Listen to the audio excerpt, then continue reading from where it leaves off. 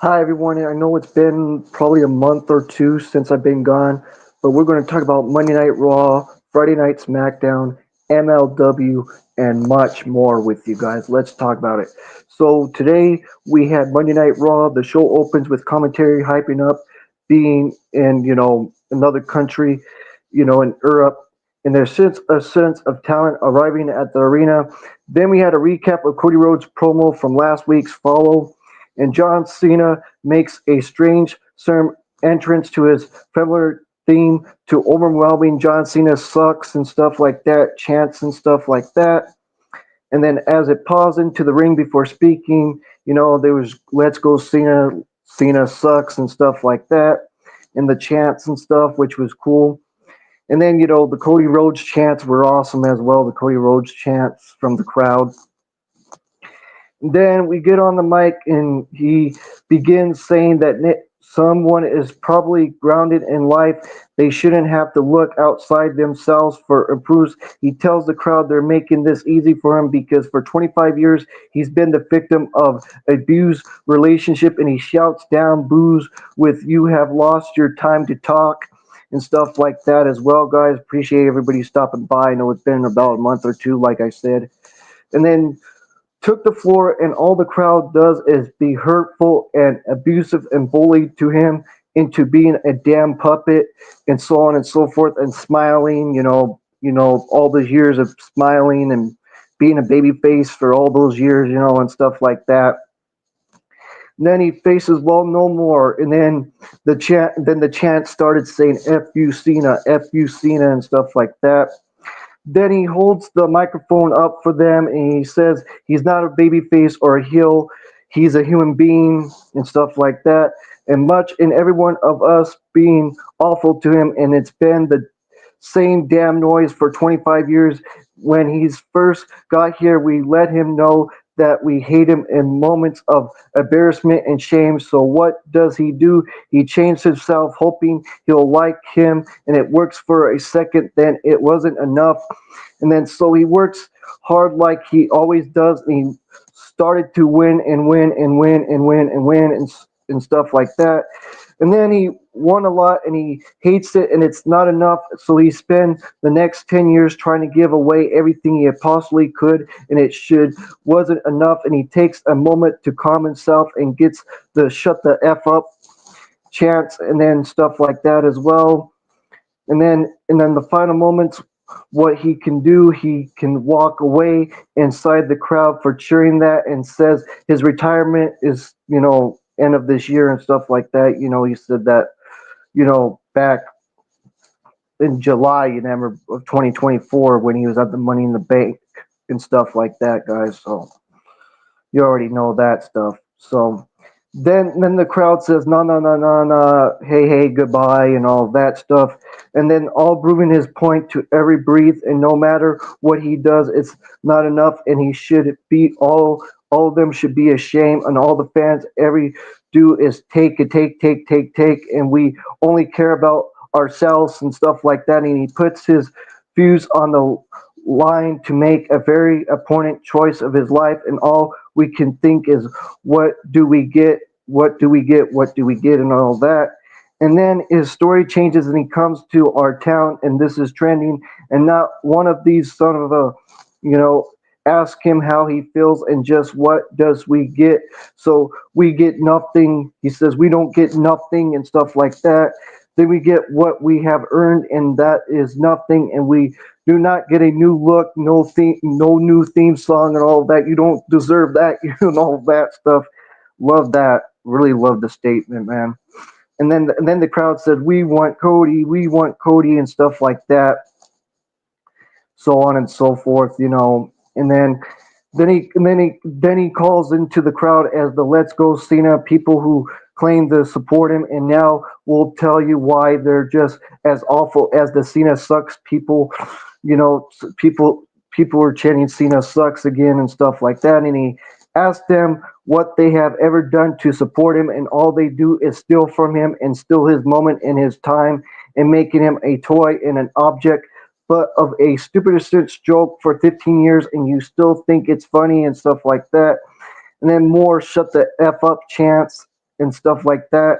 And then he says, "You do not wear his shirt for support. You wear it to feel good, and you wear hustle, loyalty, and respect, and live them every day. And you think you buy the word never give up. And if since or sits doesn't support him, we used him as an issue for a pathetic failure of a life and stuff like that." And he goes back to the toxic relationship line and gets more shut the F up chance for his trouble. And he says he's breaking up with us. Either we like him or not. We're dumped and he doesn't need us anymore and he doesn't care about us and we do not matter to him and there's no noise and you can make nothing you can do and because you know he's right and you know you're wrong. And then Cody Rhodes comes out there and stuff, really good stuff in my opinion. And then John Cena calls him a kid and stuff, and then Cody Rhodes says, "I'm not a kid, I'm the WWE champion," and so on and so forth, and all of that, which was really good and stuff. And and he says, "I don't want this John Cena. I don't want a bitching, complaining John Cena when we fight. I want a better John Cena and stuff like that." So that's what happened right there, guys. And then the crowd gets the na na na na goodbye on his way out. And then Michael Cole talks about his years riding with Cena and betraying him for complaining about the fans when they made him a massive movie star. And further, he calls him a persistent prick. And then Corey Graves says, "We don't not have to like it, but clearly John Cena was speaking his truth." And then they toss to a video of highlighting from Macho Man Randy Savage fences uh, Rocky the Steamboat, you know what I'm saying, from WrestleMania 3, which was an amazing match from back in the day. You can go back and watch it, guys. It was back in the 80s. It was amazing.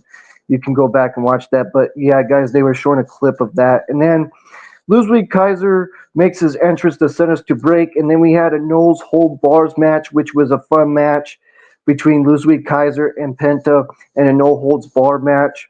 And Penta won, which was good, guys. I'm just giving you guys quick results because it's been a long time since and stuff like that. And Ludwig Kaiser got some offense in this match, and I thought it was a decent match, like I said again. So that's my opinion on that, guys. With Penta winning and defeating Ludwig Kaiser. And then the post match, Penta is interviewed in the entrance weight, and once of all, he thinks, the Europe, place that they're at, and he tells them he loves them and says that the Penta's new era isn't alive only in Europe but on every continent in the world. So he's going after the Intercontinental Championship next week, and he says he doesn't care what he has to do. He promised he's going to win the title because he's Penta and he has Zero Miro, guys. Then we see Damage Control warming up backstage and stuff like that. And then back from the commercial break, Liv Morgan wishes Finn Balor luck in his title match, and Finn wishes her and Raquel luck of both of their next matches. And then Dominic Mysterio arrives at the clubhouse, and Finn Balor thanks him again for getting his title match. And Dominic Mysterio says he's been talking to some people and he has an idea and he thinks he found the perfect person to add to the Judgment Day. And Finn barks out he says Penta would be great, and Finn betrays him for going behind his back and crowding a guy who just says he's going after the Intercontinental Championship and calls Dom a snake and storm off. And Mysterio says he doesn't know Penta was going to go after the title, and Carlito asks him if he even watches the show. Then we had Dakota Kai fences Evan Neville, which was a little fun match. Evan Neville got some offense and stuff, guys, and stuff like that, and back and forth. And then Dakota Kai won with the GTK, and that's how she won. Then we had Dragon Lee and Rey Mysterio rush to the ringside and attack the Creed brothers to even the score and crashing after Chad, and they chased him out through the crowd, and Ivy distracts and Dakota nails her with the around the corner big boot, and that's what happened right there. Then we had Io Sky making her entrance to send us to break, and then back from the break, Adam Pearce is in the ring to restraints over a contract signing with Bianca Belair and Io Sky and stuff like that. And then Rhea Ripley signs the contract and stuff, and she comes out and stuff like that, guys. And then it's going to be a triple threat at WrestleMania. So, what's your thoughts on that, guys? You can speak on that and stuff. And then we had, Jey Uso in the pros of the arena cutting a promo, and he says he's been bounding himself lately, so he flew halfway around the world to kick Austin Theory's ass. And then Gunther confronts him, and Adam Pearce appears with security, and they first manage to keep a brawl from breaking out. And then, Jay makes his entrance, and we go to the break, and then stuff, and then we had a back to the commercial hyping up Backlash on May 10th. It's going to be in St. Louis. I thought it was going to be in Mexico, man. I really thought Backlash was going to be in Mexico this year, but it's not. It's not going to be in an international, tour. I thought it was going to happen, but I was wrong on that. So we're going to get it in St. Louis. So I think that's pretty cool still, Backlash.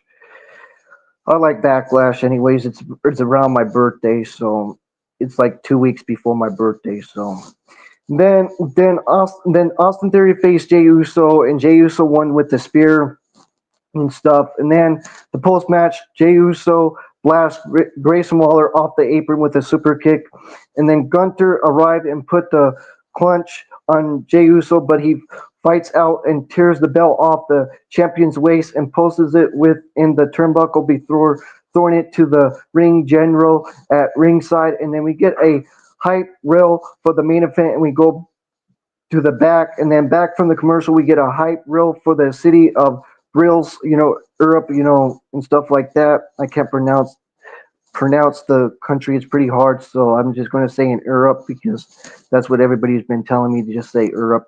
So, and then we get a recap of the WWE Women's Championship contract signing and stuff like that, like I was saying earlier. And then backstage, Adam Pearce and Rhea Ripley are bickering over the contract, and we get it back to him. And he says he's legally blinded, and she's in the match now. And Bianca Belair rolls up to beat Rhea down, and Io Sky arrives and takes over. But Belair says Rhea is her and fights the champion off. And Rhea Ripley recovers and throws Bianca into a table and gets chased off by a referee. And then we have a tag team match with the Creed brothers. The Creed brothers, Julius Creed and Brutus fences, Dragon Lee and Rey Mysterio, the LWO.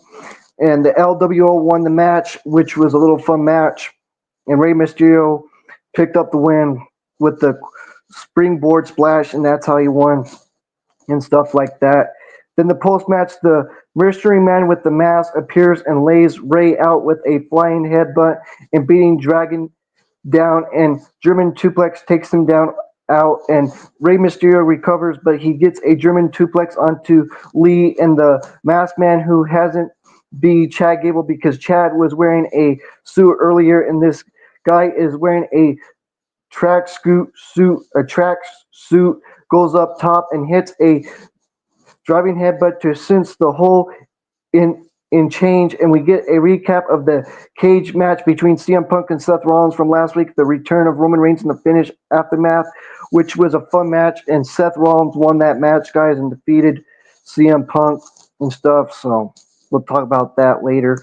Then back from the commercial, Seth Rollins gets on the mic and lays the crowd, sings along to his song for a good long while before the beginning, and we welcome us to Monday Night Rollins, and he lets the crowd sing along some more, and CM Punk chants ring out, and he says he'll talk about him, but he wants to talk about Roman Reigns first, and he's not mad that Roman came after him for revenge because he has done the same thing. And the problem that's after all these years and with the wise men in his ear, he still can't come up with a plan. He needs his architect to do it for him. And now on to CM Punk. He calls him the luckiest loser on the planet because he has a few more seconds in that cage. He would have stomped his head through the mat and end his WrestleMania dream, which he's talking about Elimination Chamber right there, guys. Elimination Chamber. And he puts his career on ice, and he has taken taken care of the CM Punk problem for everyone, but now it's just like the good old days, and he has to clean up woman's mess. And it just so happens that his two favorite people are going to be on SmackDown this Friday, and he wishes they were here tonight, but he's thinking, why should he let them boys have all the fun? Anyways, that Friday today is also, Brussels, Europe, and they've been in hell of a crowd all night long. And we get one more match here tonight. So he asked the crowd to sing him out as they go to the break. And then back from the commercial break, commentary hypes next week shows up. AJ Styles in an interview backstage, and he says Logan Paul doesn't belong on the roster. And Karrion Kross rolls up and pills when AJ says he doesn't need to deal with him, but Styles resents his hears him out, and Karrion says maybe he's not mad at Logan Paul so much as he's mad at himself for taking 16 years to make it to WWE. And Styles says he sees what he's doing, it's not going to work. He feels, and Cross puts an arm around Scarlett's shoulders and says he thinks he's working, and Braun Breaker runs into Penta backstage, and Finn Balor makes his entrance to send us to the break. Then we had Braun Breaker versus Finn Balor for the Intercontinental title, which was the main event, and Braun Breaker won and defeated Finn Balor, which was a great main event and stuff. And then there was Carlito run interference and Dominic Mysterio interference as he knocks Braun Breaker down, and he's accidentally crushed Finn into the turnbuckle, and Braun knocks Dom and Carlito both to the floor in an avalanche.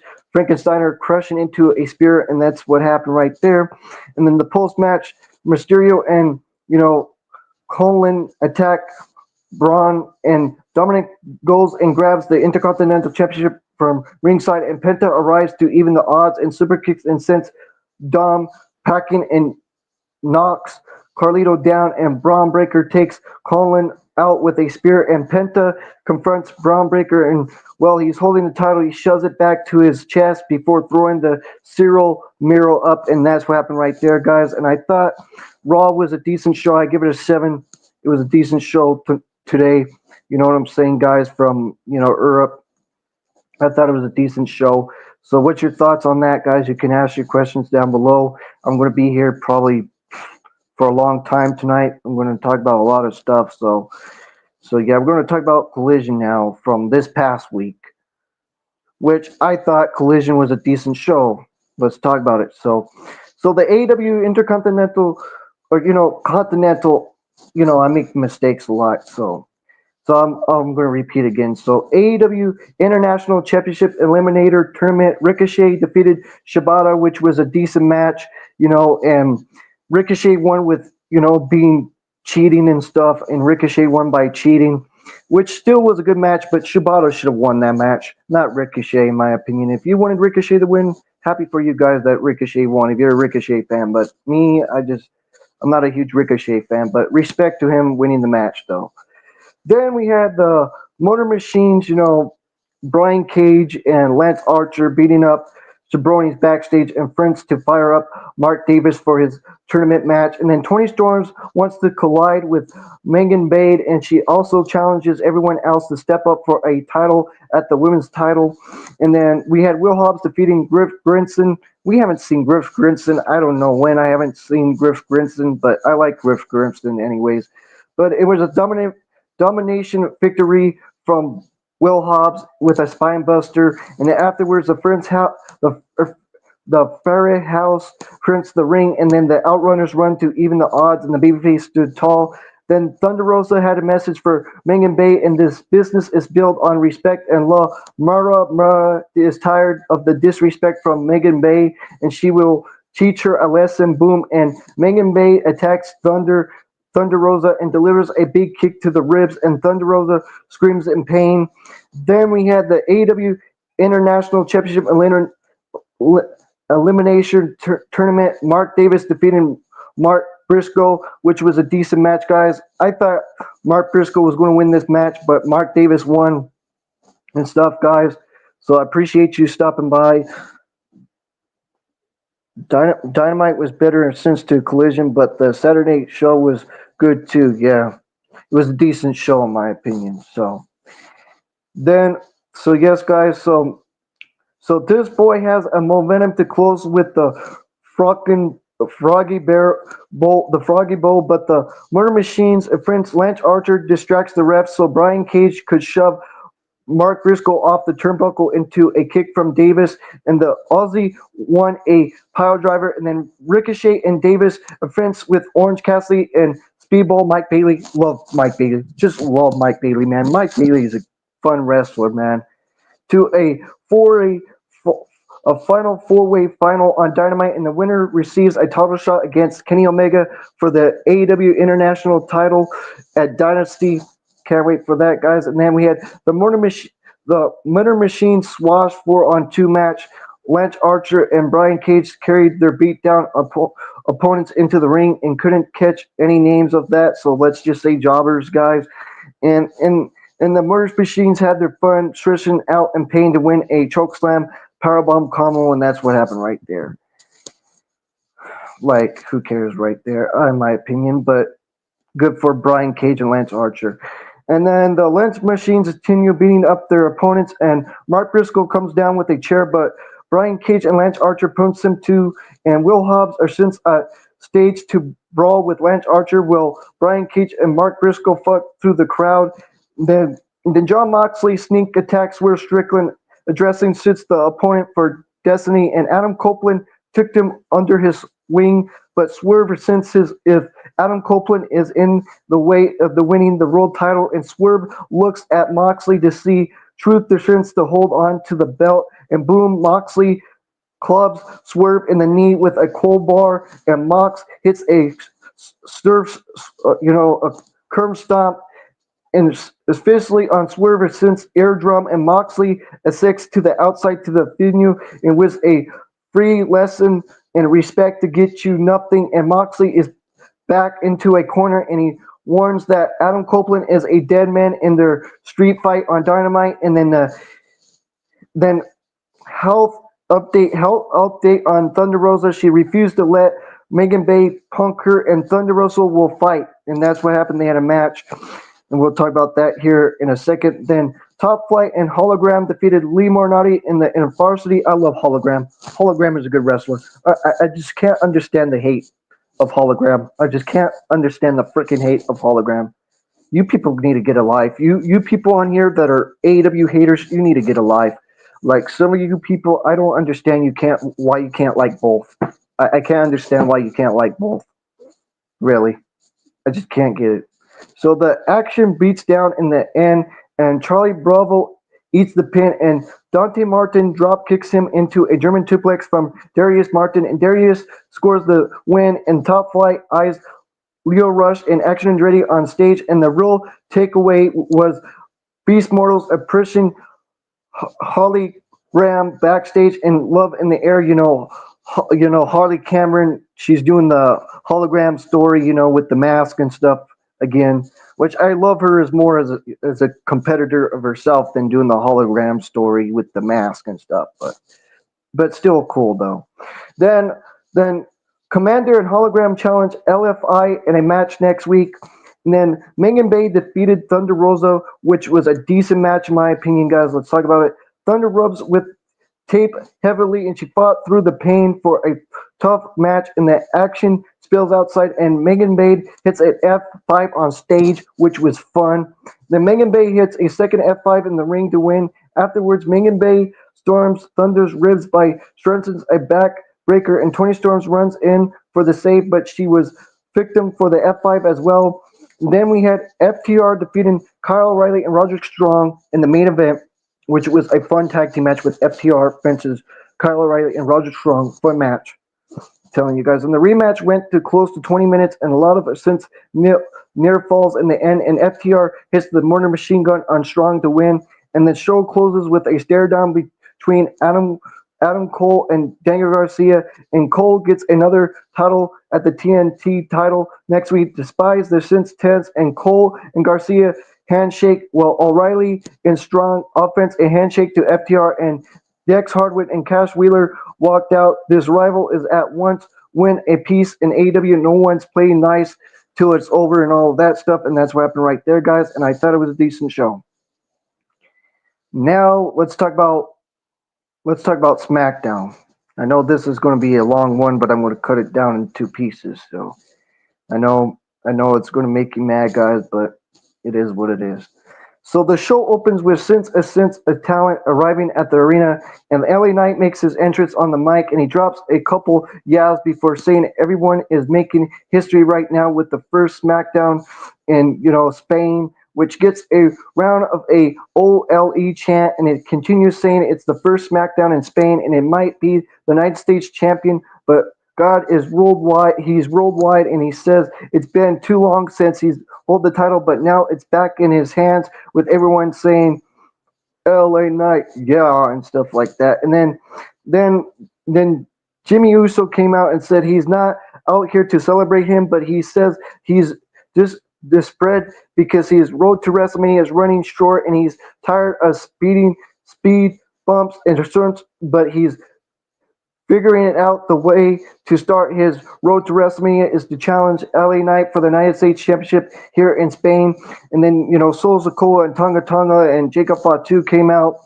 And Solo says if anyone deserves a title shot, it's Jacob Fatu. And a couple weeks ago, Knight stole a pin and kept the title from coming back to the family. And he told Jimmy, it's good to see him, but he should stay aside since he's the failure of the family. And Uso tells him the biggest failure is done is trusting him as a brother, and bigger than his soul is losing the tribal the losing the tribal chiefdom to Roman Reigns, which he never that happened back in January and stuff, which he lost. You never lost that necklace thing, the Kalava or whatever you call it.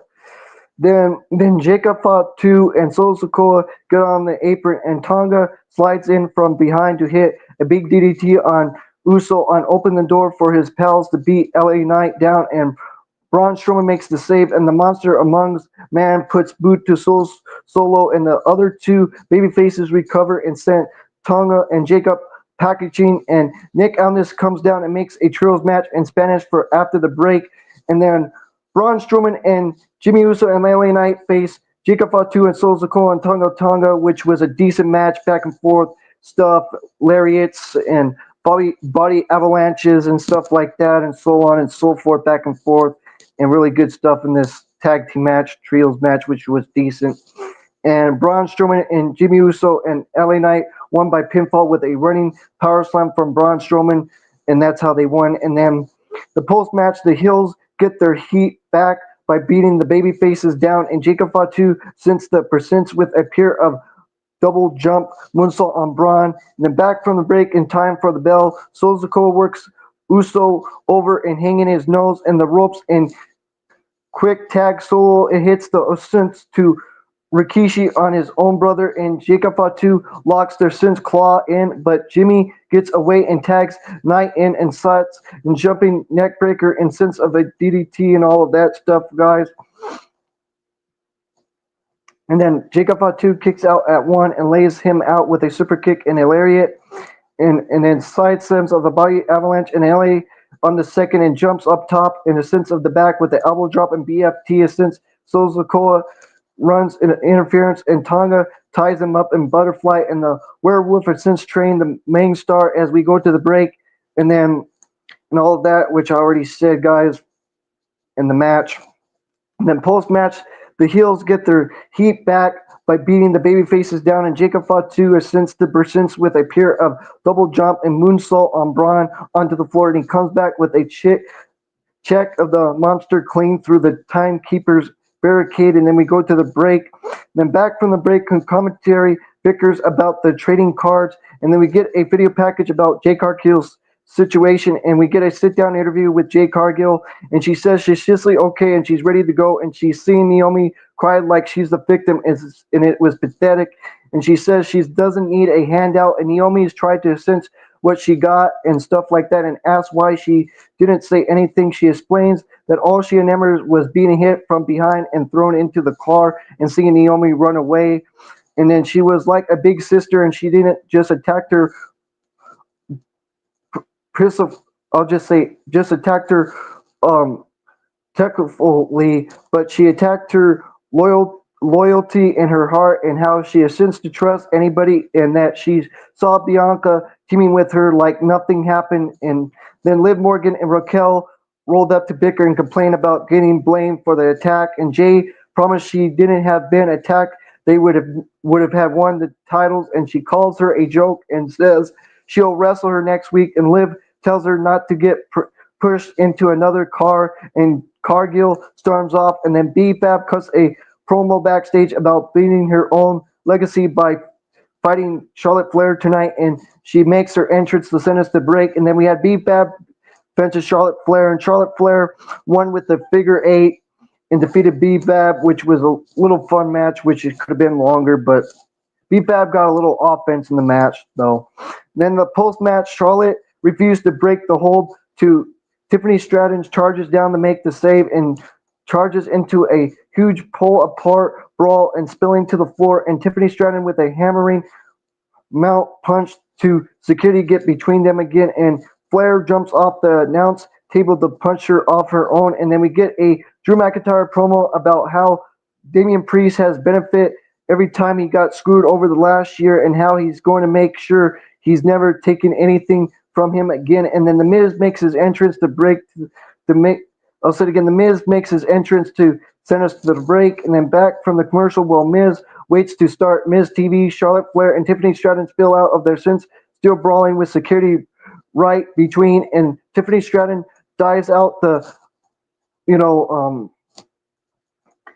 I'll just say the balancing, and then Miz co-prints, and it starts the Miz TV and tells us that anything can happen before greeting the crowd in their own language and introducing his guest tonight, Cody Rhodes. And then Cody Rhodes did the crossroads to Miz, and did that to him, and gets on the mic and says he doesn't want to talk about anybody who isn't John Cena, and says he'll see him on Raw, which we just talked about. And then Nick Aldis is chatting backstage with Shinsuke Nakamura, and Nakamura wants a rematch, and Nick Aldis says he's lucky he doesn't spin, and Damian Priest rolls up to the spin to know where Drew McIntyre is, and Nick says he's leaving the building, and Nakamura grabs in Japanese, and Damian takes offense and responds in Spanish, and Nick Aldis books the match. And then we have Damian Priest makes his entrance, and we go to the break. And then we had, back from the commercial, we get a hype reel from a mystery luchador. Maybe it's a guy in the mask for Monday, and so on and so forth. And then we had Damian Priest fences Shinsuke Nakamura, which was a decent match. And Damian Priest won by disqualification, which, it was still a good match, but disqualification I didn't like, but it was still a good match, but it could have been better.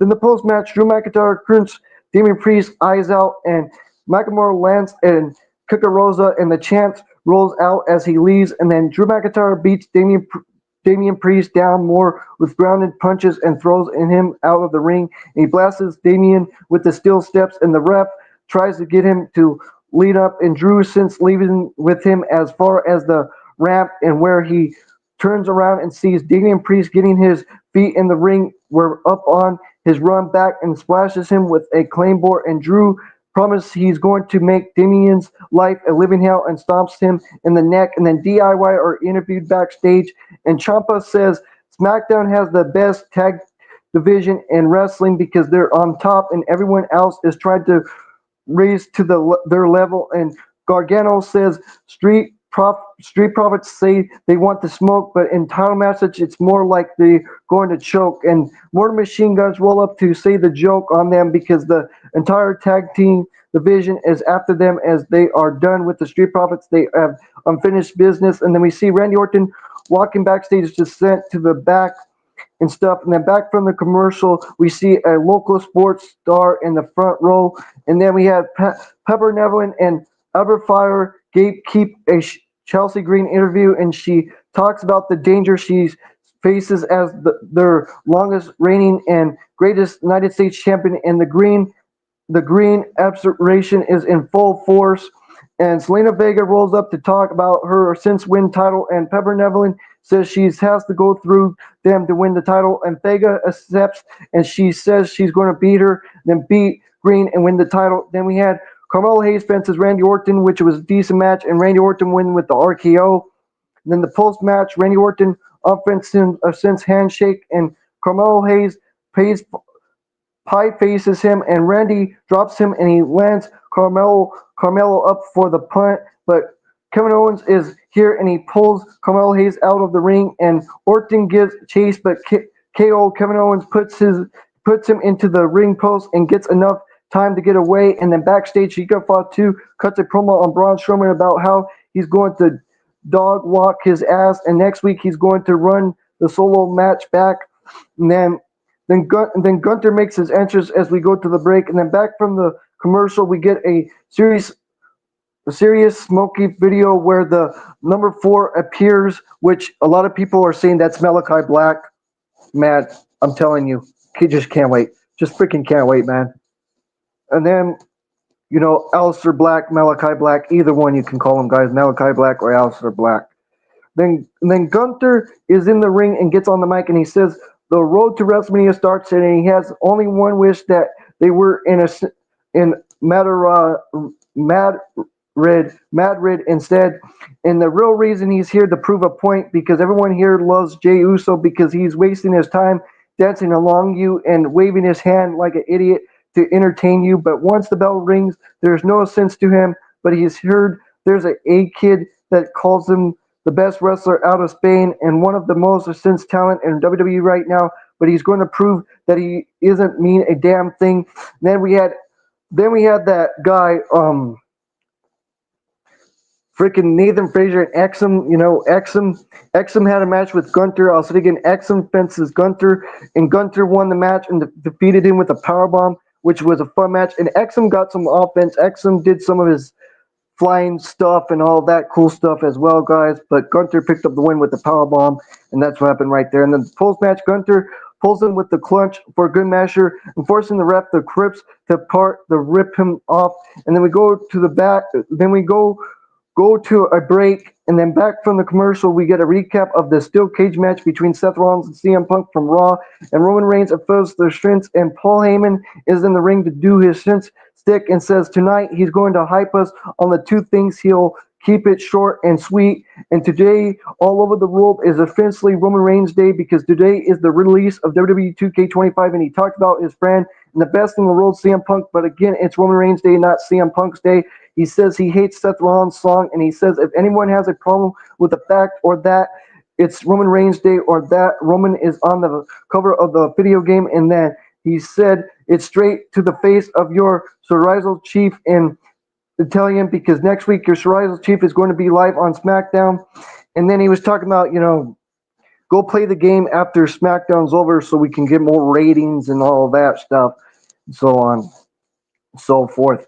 Then we see Street Profits walking backstage when Lento Del Tasma walk up to wish them luck tonight, because they won, and Lil Garza will take the titles off of them. And then the Profits make their entrance as we go to the break. And then back from the commercial, Gunther sits down with Jimmy Uso to have a chat and recount how he choked Exum out, and he leaves him laying like a sweat towel, and asks Jimmy to convince Jay to step down so he doesn't have to hurt him. And Jimmy says he got his thing backwards, because check this out, Uso. At WrestleMania, the ring general drops Risk, and he drops his title, Yeet. And then Gunther apologized for being mistaken about Jimmy, or since said he's really he's tired.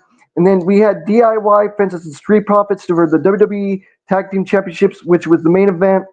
And the Street Profits won with a frog splash from Vincent Ford on Johnny Gargano to become the new WWE Tag Team Champions. And that's what happened right there, guys. And your Street Profits are the new WWE Tag Team Champions. And then Joe Tezer says a new reign begins here in Spain, and that's what happened right there, guys. And I thought SmackDown was decent, in my opinion, right there, guys. And you can ask questions still, guys, all you want, because I'm going to be here for a while. So now we're going to talk about TNA Sacrifice, which was a great show. Sacrifice TNA was a great show, and I don't care what all you people have to say, because it was a great show. It was a great freaking show, man. Okay, let's talk about it. So AJ Francis and KC defeated Loreno Kid and Octagon Jr. and Hot Luchadors from the Azteca Warriors, and KC fakes a knee injury, and AJ Francis chokeslams Octagon, and that move grabs Loreno attention and it allows KC to twist the Luchador's mask, and Loreno couldn't see the sling spread coming from KC to end the match, and that's what happened right there, guys, and that's how AJ Francis and KC won. Then we had Manson Warner defeated Semicolon in a street fight. That street fight was good with Mance Warner and Semicolon. Let's talk about it, guys. This was since to open this. This wasn't supposed to open sacrifice, and Semicolon and Mance Warner started fighting backstage at the end of the pre-show, and the brawl carries to the ring. So TNA decides to ring the bell, and the first big spot was Semicolon's powerbombing Mance Warner off the apron through a table. There was a stable gun duel, and Semicolon stables Mance Warner's clutch, also stables Mance Warner's tongue into the turnbuckle, and owes Mance Warner shows a sense to kick out from a Death Valley driver onto an open chair and a stunner, and Semicolon was about to stab Mance Warner in the neck with a screwdriver, and Steph Delander saves her man by throwing powder in Semicolon's eye, and Mance Warner won with a running knee strike, and that's what happened right there, guys. Then we had Tessa Blanchard. I'm sick and tired of this Tessa Blanchard hate of her in the ring. She's good in the ring, but terrible person is a human being. But don't talk shit about how she is in the ring. I understand her as a human being out of the ring, but her in the ring, she's good. Stop hating, you people. I don't know what you like the attention of hating. I think you like the attention of hating. That's really good for you, huh?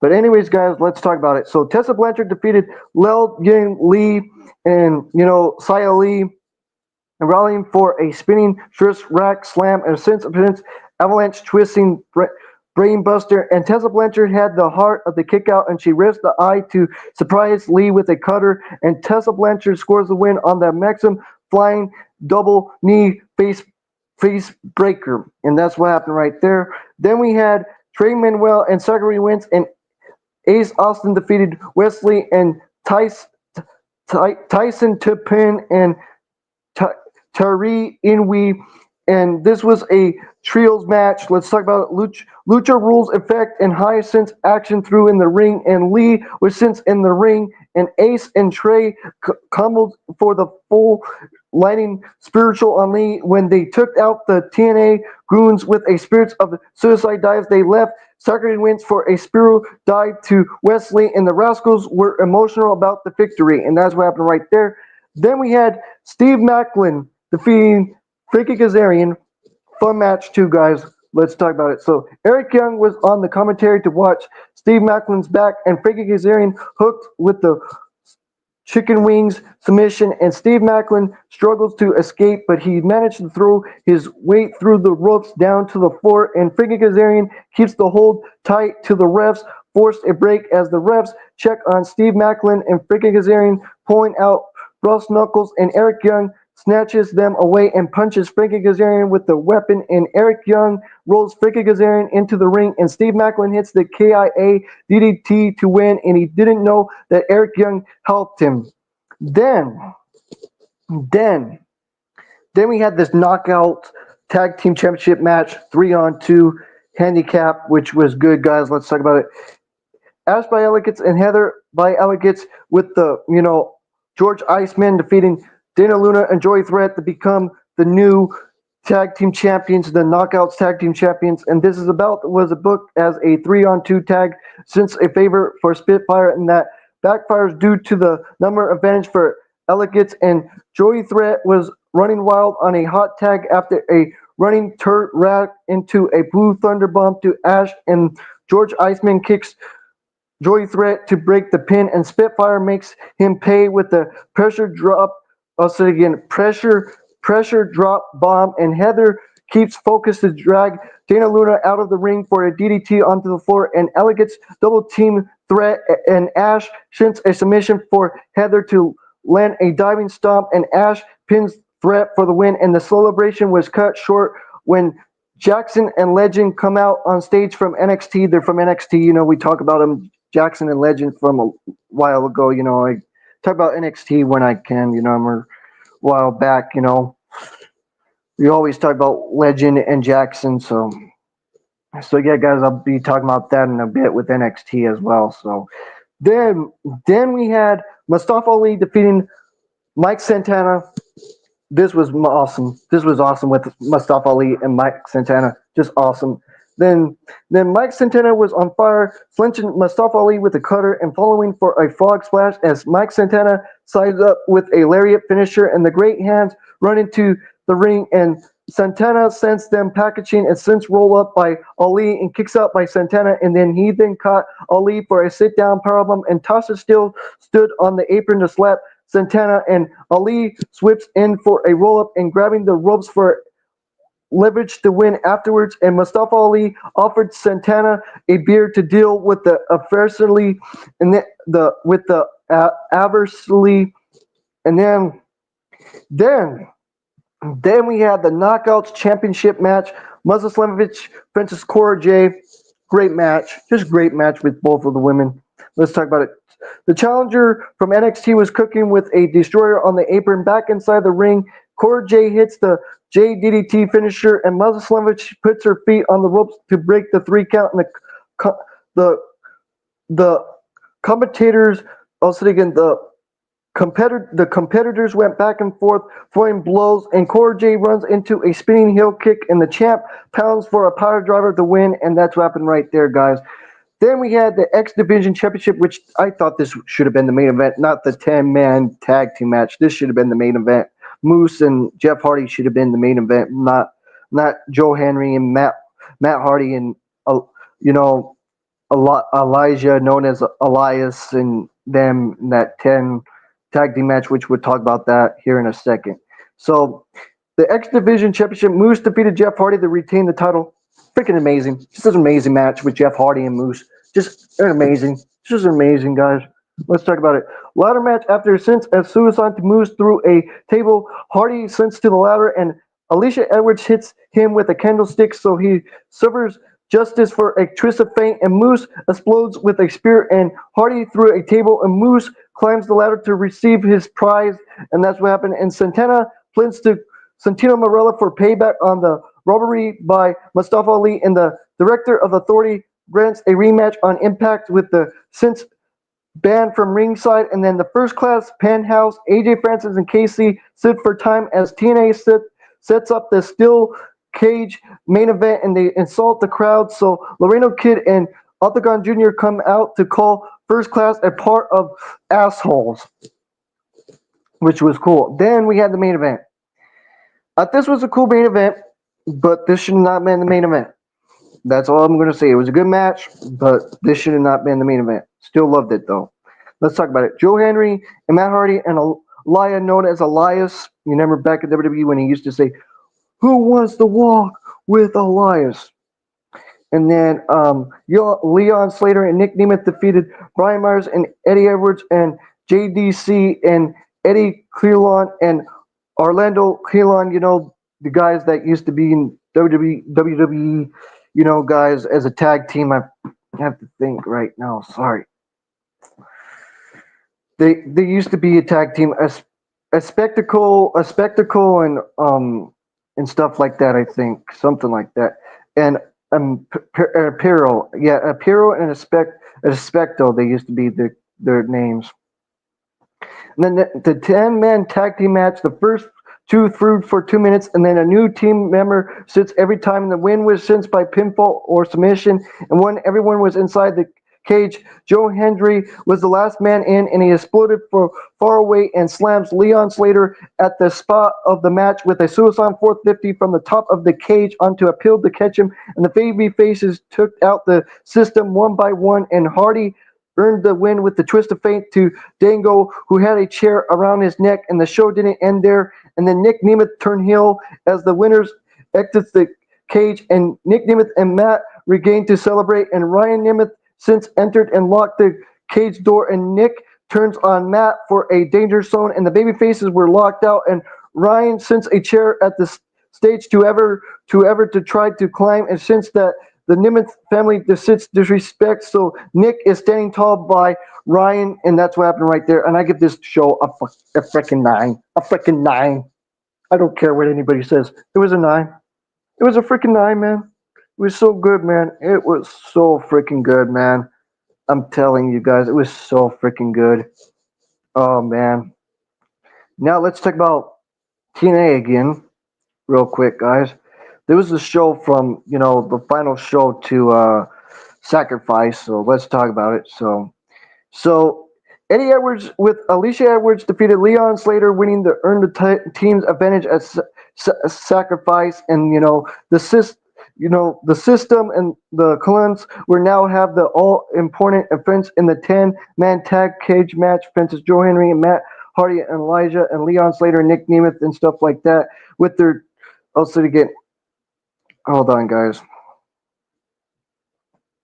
With their no contest clause in place, Mance Warner and Steph Lanter confronted Semicolon ahead of their street fight at Sacrifice. And then we had Wesley facing Laredo Kid, which was a fun match. And Wesley with Tyson D1 and Tyree Inouye defeating Laredo Kid. And after the match, the Rascals and Ace Austin sent a bold message to their Sacrifice opponents. And then the director of Authority, Santino Marella, announces that Ash and Heather by Elegance will team with George Iceman to challenge the Spitfire for the Knockout World Tag Team titles in the 3-on-2 at Sacrifice, which we just talked about. Then Xia Brookside faced Rosemary and defeated her by disqualification. Yes, Xia Brookside defeated Rosemary by disqualification. And then Eric Young tries to convince Steve Macklin that he needs someone to watch his back. And then we had JDC defeating Cole Diener and stuff like that, guys. And then assistance between NXT and TNA. Ariana Grace joins the commentary team as the Knockouts World Champion Mazda Slamovich and Xia Li crash with the NXT Cora Jade and Tessa Blanchard. And then the both teams were looking to gain momentum as their offense respect singles showdown at Sacrifice, and closing the statement saw Cora Jade cracked Muslavich with the Knockouts World title, and Tessa Blanchard would capitalize with the Briss saw the win, and Tessa Blanchard and Cora Jade defeated Muslavich and Xia Li. Then we had Mustafa Ali and Mike Santana's statement stuff, and Tom, since a sim between Mustafa Ali and Mike Santana, just 24 hours between they meet one-on-one at Sacrifice. As Ali continues or since received demons from Mike Santana's past and a heat, Santana fires back with a warning shot and since an exploding. And when Mustafa Ali mentions Santana's daughter, but Santana since victim to the number in gameplay and Ali in the great hands. And that's what happened right there. Then the countdown for Sacrifice and stuff like that they were talking about, guys, and stuff like that. Which, you know what I'm saying, guys? Hold on for a second. But you guys can talk about anything you want right now, like I said again. But yeah, guys, like I said again. So yeah, that's what happened right there and stuff. And then we had Joe Henry defending the world title and facing Ryan Nemeth, and Joe Henry defeated Ryan Nemeth and stuff like that. But then Santino introduced Joe Henry's true challenger for the evening, Hammerstone, and it was Hammerstone, and they had a good match, Hammerstone and Joe Henry, and Joe Henry defeated Hammerstone, and that's what happened right there, guys, which was a fun match. And then after the match, the System and the Collins storm in the ring for an attack on Joe Henry, but the odds were even by the TNA World Tag Team Champions and the Hardys and Elijah and Leon Slater, and the Impact Zone or Shrimps into a chaos as the show went off air. And that's what happened right there, guys, which was a fun show. I thought it was a very good show, guys. I'm telling you. TNA's been doing great, in my opinion. Doing great. Oh, man. Oh, man. Hold on, guys. I'll be back.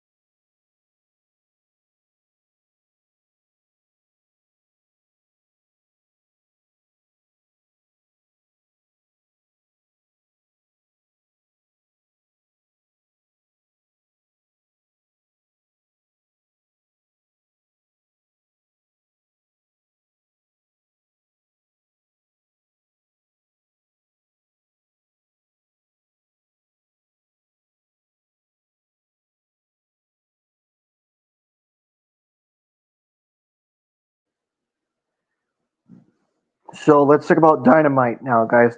The show opens with Kenny Omega making his entrance as the new AEW International Champion, and he talks about his journey from just being glad he could stand in the ring happy and he could wrestle again to not only be back but being a champion. He got someone to think that might be a little controversial, that Tutesta pushed him harder at Revolution that he ever would have pushed himself, and if it wasn't for that push he wouldn't be here as a champion talking to us. And Tutesta made the title truly international. So when Truthless leader Tony Khan comes up with the idea of the Dynasty Elimination Tournament, he was all for it because he wants whoever holds that title to call themselves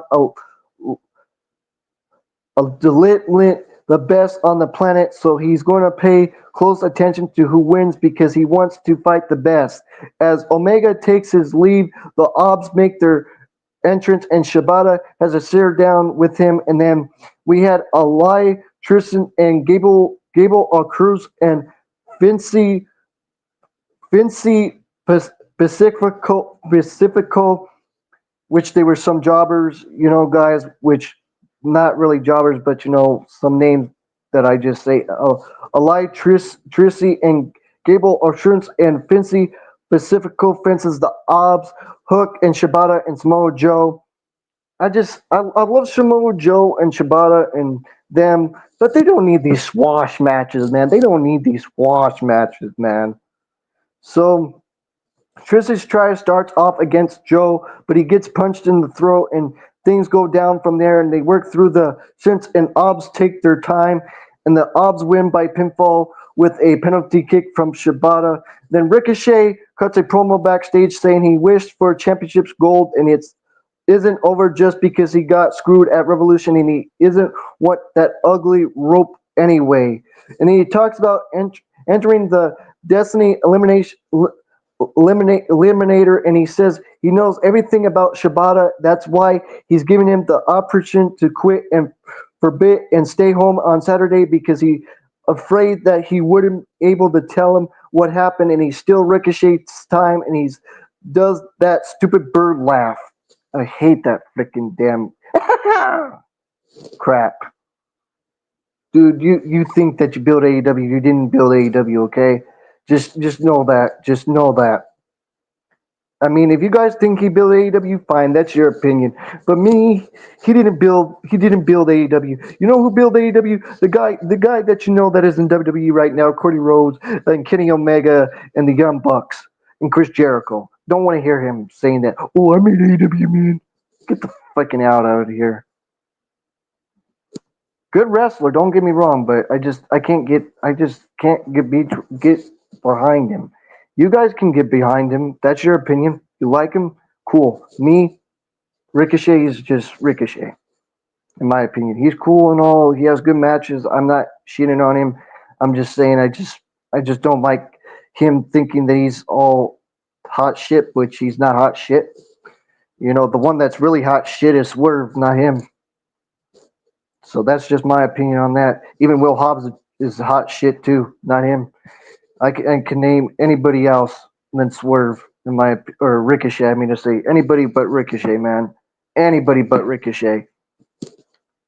That's just my opinion. You guys thinking I'm hating on him? I just don't like how he acts as a human being. I just don't. He thinks that he owes everything. Everybody owes him something. It seems like. So Swerve Strickland cuts a promo backstage about how he made history by becoming the first Black AEW World Champion at Dynasty last year, which is true, and he goes doing it again at Dynasty this year. And Adam Copeland rolls up and says he doesn't really lose, and he might will be the champion come Dynasty, or maybe he'll be the guy to take it off of Swerve. And then we go to a break. Then back from the commercial, we get a Jon Moxley promo, and he talks about Adam Copeland being the greatest opportunities and says he should have put him on ice before Christian Cage even put on his boots, and he understands Copeland and he hurt him, but he doesn't care. Whatever he made of it is certs, and he can adore that. But you want to complain about the rules and takes the rules to take disqualification, take countouts, and take whatever you want. Call it a street fight, call it whatever looks cool, a poster. You took the rules and it takes your excuse. His dad always told him measure twice, cut once, but he has since Copeland, Adam Copeland's grits and his will to climb the ladder, and no matter what Avalanche lives him, and so on and so forth with that. And then there are many defense between a sense and professional, and one of them is that he doesn't make mistakes twice. Then we had Brian Cage and Dragon Listo fences Hologram and Will Hobbs, which was a little fun match. Let's talk about it, guys. So, so Dragon Listo and Hologram to start. Well, Will Hobbs and Brian Cage crawl on the floor in fast-paced lucha action, and Brian Cage back drops sends Dragon Listo to the floor, and Brian sends press Hologram to a sense to him to the floor off to the apron suicide dive, and Brian Cage counters to dive into a duplex onto the floor, and we go to the break, and so on and so forth, back and forth, really hard hitting tag team wrestling right there, and the drop hits him with a lariat and stuff, and then Hologram with the Incendiary and stuff like that, which was cool, and then overhand chomps and side steps to the charge and back body drop to the apron and stuff, and the springboard counter. And then Hologram and Will Hobbs won by a spinning spine buster from Will Hobbs on Dragon Listo, and that's what happened right there. And then we get a backstage interview with the Heart Syndicate from Revolution, and MVP says nobody works harder than his boys, and they just want to know who they're going to get to beat next. And since somebody works harder, nobody should play harder, since they made two defenses, Time to Chill and Navy Vegas, and we get a high reel from a feud between Mariah May and Toni Storms. Now they're and Toni makes her entrance, since gets on the mic, and she talks about her since injury and since this strap, and she's still champion. And Sunday at Revolution was her Hollywood ending in a chunk of her heart, and she will be gone forever. But the title is well worth now. It's time for a new beginning. And the locker room is very talented, but there are just too many championships, and there are titles and briefcases and title directors. But when you fight her like a visiting the Sioux, because she bleeds like a pig and sits like a giraffe, and she will eat you like a lion, but she promised you'll never her mouth, because she's not and she might be missing that. It might be sweaty, but it's always be timeless, which was amazing. And then she hold the belt up, and Megan May blindside her as we go to the break. Then back from the commercial, the wild card is revealed, and it's Speedball Mike Bailey fences the Beast Mortals.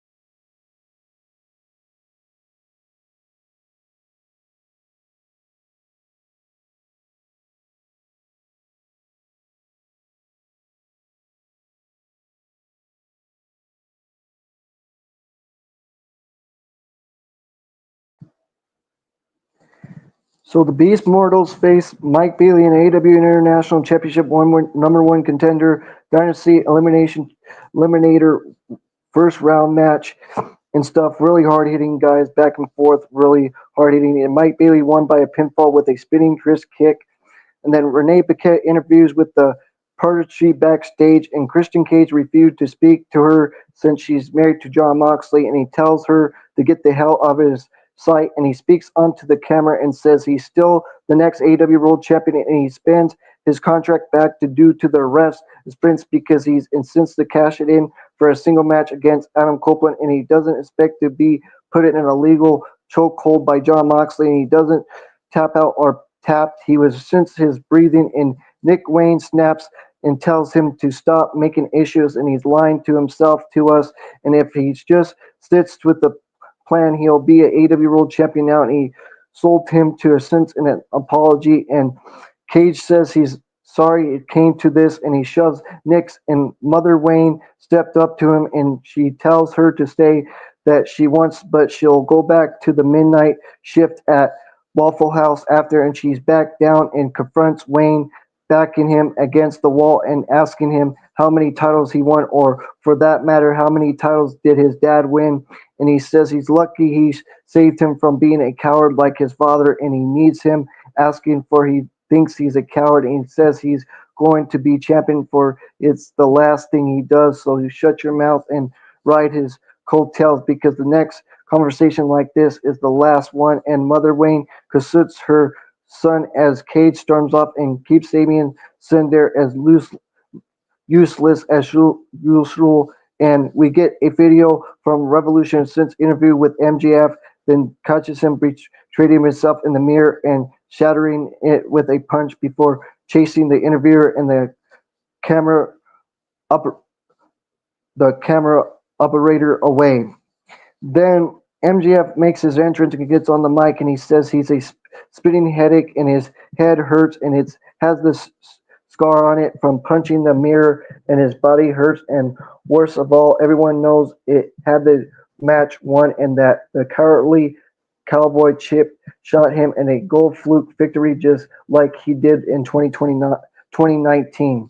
And it's not upset through, because he got long and hard about it, and he's 10 times smarter than Adam Page and all of his stupid fans. He will get his, and this thing between them isn't over, boy, and not just a long shot. Then MVP enters and gets in the ring and approaches Mox, and they trade, and since betrays and says he comes out here because he had something to tell MJF, and he's proud of him, and he's not the same 18-year-old kid he met 8 years ago. And he sees Mox draws him to a documentary about HR from Bad Brains, from the price of being a sit to next to him and ask questions about the wrestling business. And the question that asked Prince MVP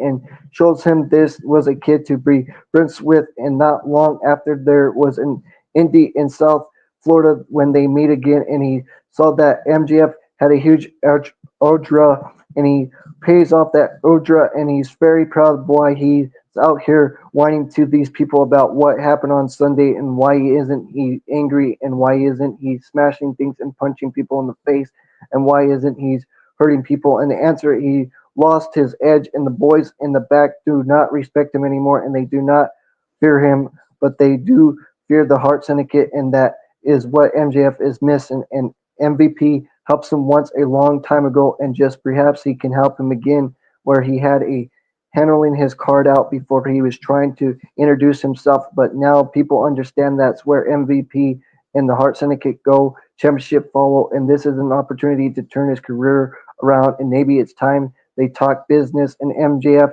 gets pushed. MJF hands down and says, with all due respect, MVP is one of the few men in the business he respects, and he's not the kid he was through those years ago, and he doesn't need his help, and he damn sure doesn't need his advice. And whether these morons want to hear it or not, he was world champion for 406 days, and MVP tells him to focus on the war was and offers his card again, and this time Mox takes it, and MVP stares down and gives it a nod and a think about it, and taps on the shoulder with his cane and takes his leaves as we go to the break. Then back from the break, Matt Caster's in the ring for his open challenge and grunts about how well his shirt is rolling, and claimed that means he was always the top star in the claim. And then Tutesta answers the call, and Tutesta faced Matt Caster, and Tutesta won with a Falcon Arrow. Then Chris Jericho is backstage holding Gravity's mask like it's a Goosen skull and helmet, and he says the temper he has changed because he sends Bandito in front of his whole family and makes his mother cry. How do you come back from that, and how do you look her in the eye and says Bandito's life has changed forever, and he knows that he's crashing gravity's mass and drops it. And then we had Penfrey forward facing Willow Nightingale back and forth, you know, headlocks and kicks and stuff, and proud ground and stuff like that, and corner lariats and stuff like that, guys, and duplexes and stuff, and then a back splash elbow and so on and so forth, and dragger sleeper as well, and so on and so forth. And then Willow Nightingale won with a pinfall, and then the post match, Megan Bay shows up and lays Chris Statlander out with an F5, and then there's a chair involved too and stuff, and then with some weird like pain in her thumb here, and then Renee Paquette interviews Mercedes Moné backstage, and Moné asks Renee to do her catchphrase since she got hit in her sense in the worst nits, and Billy Starks joins the conversation, and she says she learned not to get kicked in the throat and apologize for jokes, and she says she accomplishes a lot, but so has she, and they're not that difference. And Monet says she's way out of her league, but appreciates that she's a student of the game, and next week she's going to show her there's a price to pay when you mess with Mercedes Monet. Then Tony Giovanni's in the ring with interviewing Will Ospreay and talks about his flinch and glued, but he makes it out alive, and he says one day Kyle Fletcher will be a world champion, and he hopes the next time they meet he can still say he's the better man, and but he can't lie. He's in a trouble with his wife, and he lies to her, and he can feel his judging him, but he has to because on Saturday she called him and she was nervous and scared and begging him to not do anything stupid off the cage, and he said never in his 30 years, and he gets on back problems, and he realized the show was newly on Amazon Prime and looked down at his phone out, and then he gets on his back and looks at his phone, and he saw 15 missing calls, and he dialed his wife, and like he pulled the pin out of a hand grenade, and she was nice before she unloaded, and he turned on the charm and told her he cooked her a nice dinner on Friday, and says it's to be the guy he should have gold around his waist, and had it.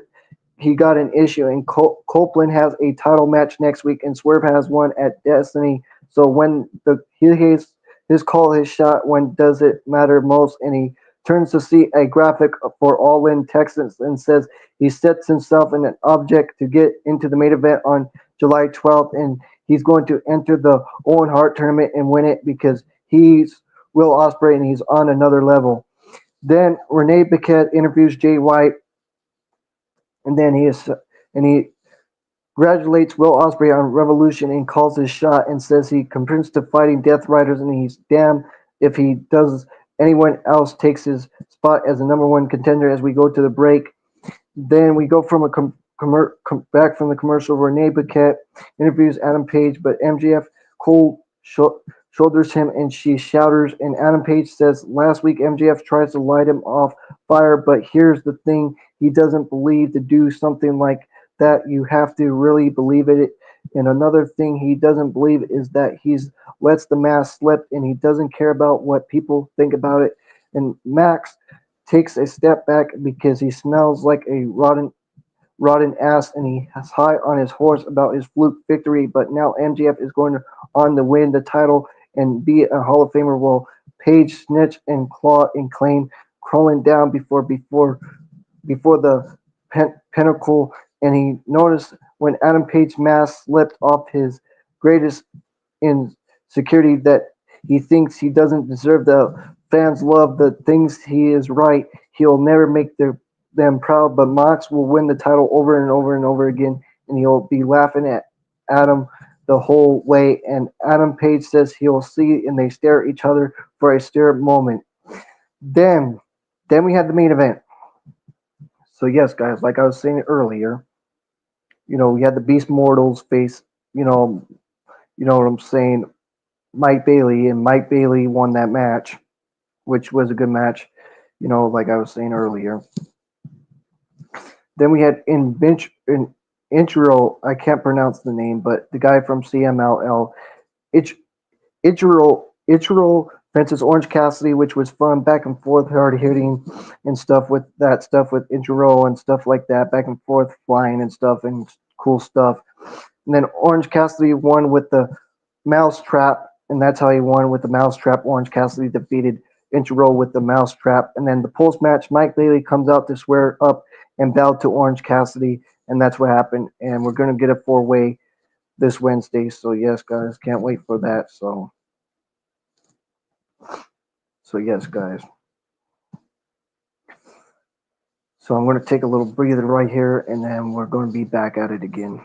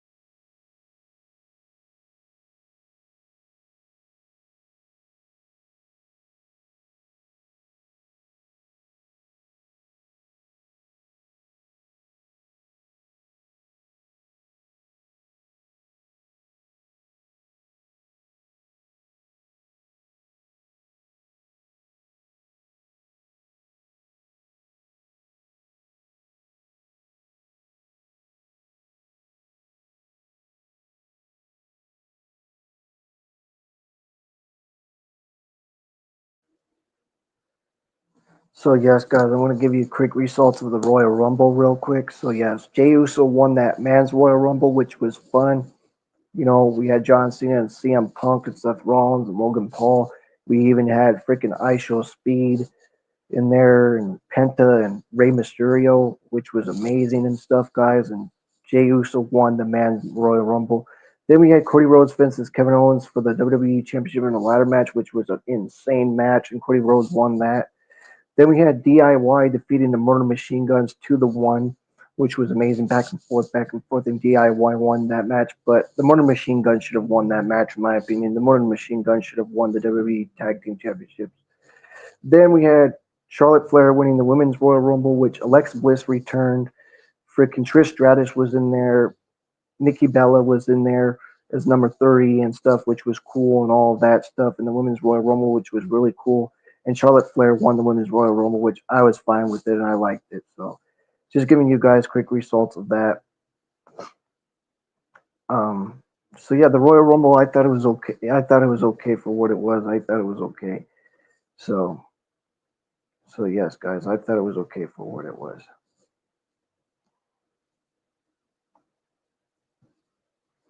I'm just going to give you guys quick results. Try to get you out of here as quick as I can because if I read the whole thing, it's going to be freaking 7 hour freaking live stream. So yeah, then we had this amazing freaking dynamite that was on freaking the homecoming freaking dynamite, which was amazing, like freaking back in January, which was freaking amazing. Man, like it was freaking amazing. Let's talk about it. So we had Samoa Joe defeating Nick Wayne, which was a good match, little decent match right there. Then we had Okada defeating Commander, which was flying and stuff, and really good stuff with Commander and Okada winning with the Rainmaker and stuff. Then we had Will Hobbs and freaking Big Bill throwing off the stage, which was freaking awesome with Will Hobbs throwing Big Bill on the stage and stuff, just freaking awesome. And then we had the Undisputed Kingdom confronting Big, Big Boom AJ and Big Justice and Adam Cole as since as being a heel to a Boom, he and they all start shouting boom as friends and stuff like that. And then Adam Cole, Roderick Strong, and Kyle O'Reilly defeated Daniel Garcia and Matt Menard and Angelo Parker and stuff like that. And then we had Matt Caster playing the victim and stuff like that, and cutting a promo and being the best wrestler alive and stuff like that. And then we had Top Flight and stuff. Couldn't find Leo Rush and Action Andretti and whatever and stuff like that. And then they were on their way to a trios gold when Andretti before Darian Martin accept Leo back, and Darius is going to clean up the mess and stuff, and they challenged Leo to a single match and stuff like that. Then we had Timeless Tony Storm's back, and she came back, and then there was a back and forth with Mariah May and stuff, which was cool. And then Mariah May started beating up and stuff, and then Tony Storms tried to come after her and stuff, which was cool.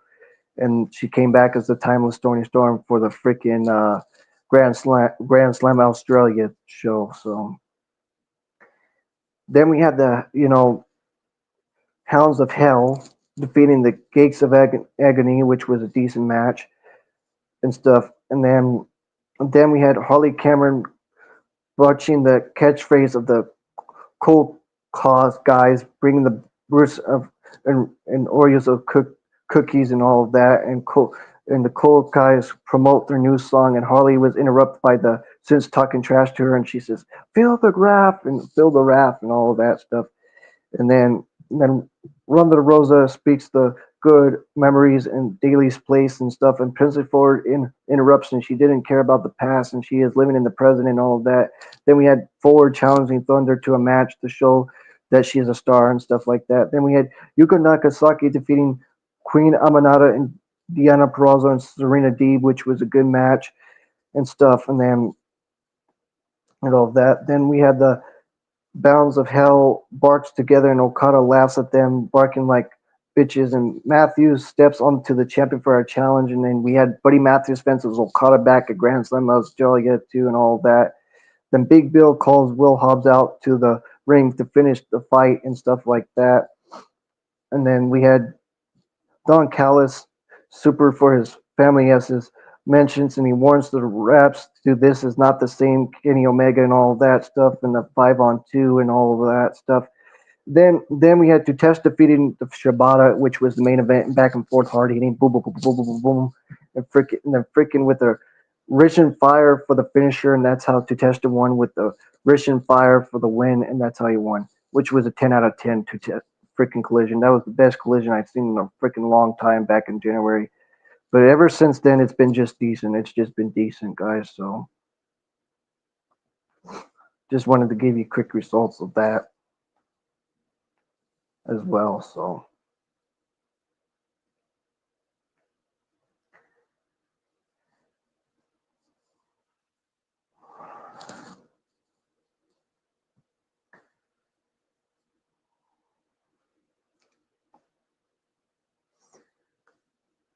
man, I'm going to talk about NXT real quick with you guys, and then you know.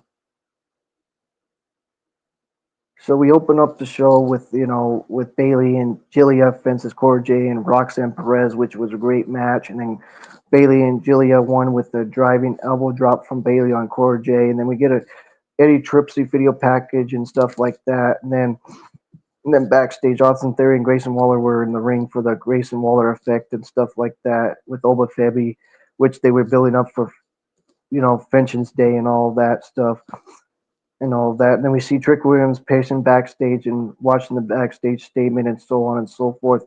And then Grayson Waller says he's not taking a big step back against the best, and he wants the shot and stuff like that.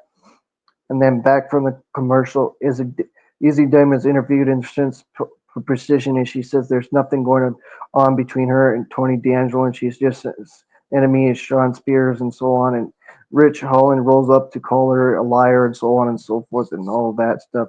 And then Trick Williams faced Wesley, and Wesley won by disqualification and stuff. And then Ever Rain is looking for Trick Williams and stuff like that. And then we had Fallen Hazley fences Shotzi Blackheart. It's been a long time. That was the last time we heard from Shotzi Blackheart. I don't know what's going on with Shotzi, but and Fallen Haley to retain the North American title and stuff. And then they were building up with Stephanie Falquer and stuff for Vengeance Day. And then Cedric Alexander. This was, I believe, this was his last match before he got released and faced Eden Page, and Eden Page won that match and stuff. And then Devon Evans makes the save and so on and so forth. And then we had Bianca Belair and Naomi facing Jackson and Legend, and Bianca and Naomi won that match, and that was the main event for that and stuff like that, guys. I'm just giving you guys quick results right now. I know it's jibber jabber, but I just don't want to be here all night, so it'd take freaking long hours to be on here for that long. So back to Raw again. This was this was building up to Elimination Chamber. So so Gunter was cutting pro. So Gunter and Jey Uso were cutting a promo and stuff, and Jey Uso was hyped that he won the Royal Rumble and stuff, and the fans were hyping with the Yeet stuff, and Gunter was talking crap to him and talking trash and so on and so forth. Then we had Ludwig Kaiser versus Penta, which was a fun match, and Penta won that match and stuff in the post match. And then Penta was thanking the fans again and stuff. And then Pete Dunne made his entrance and stuff, and so on and so forth. Then we had the Judgment Day, so on and so forth stuff with JD McDonough's injury and stuff. And then we had Charlotte Flair going on the mic and talking about her winning the women's Royal Rumble and stuff. And Rhea Ripley was talking all her stuff and saying that she's not the kid that she was back then and all that and so on and so forth. And then we had Sami Zayn's interview, head of the Elimination Chamber, qualifying against CM Punk and stuff like that. And then we had all backstage stuff with Jey Uso and Kevin Owens and all that jazz. And then Karrion Kross rolling up and trying to talk to Sami Zayn and stuff backstage and stuff. And then we had LWO versus the New Day, and the New Day won by the Trouble in Paradise from Kofi Kingston and stuff like that. And then Michael Cole and all commentary stuff, and then CM Punk interviewed backstage and stuff, and so on and so forth. And then a commercial recap of all his show speed and all of that, a remembrance of Royal Rumble appearance and stuff. Then Io Sky faced Liv Morgan, and Liv Morgan won that match to qualify for the Elimination Chamber and stuff like that. And then build up a CM Punk and Sami Zayn to their match, and then CM Punk won and defeated Sami Zayn and won with GTS, and that's how he won and went to qualify for the match and stuff. So that's what happened right there, guys.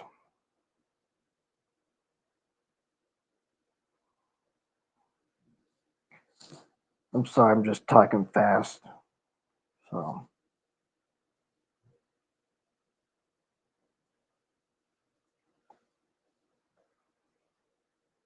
so let's talk about Collision again.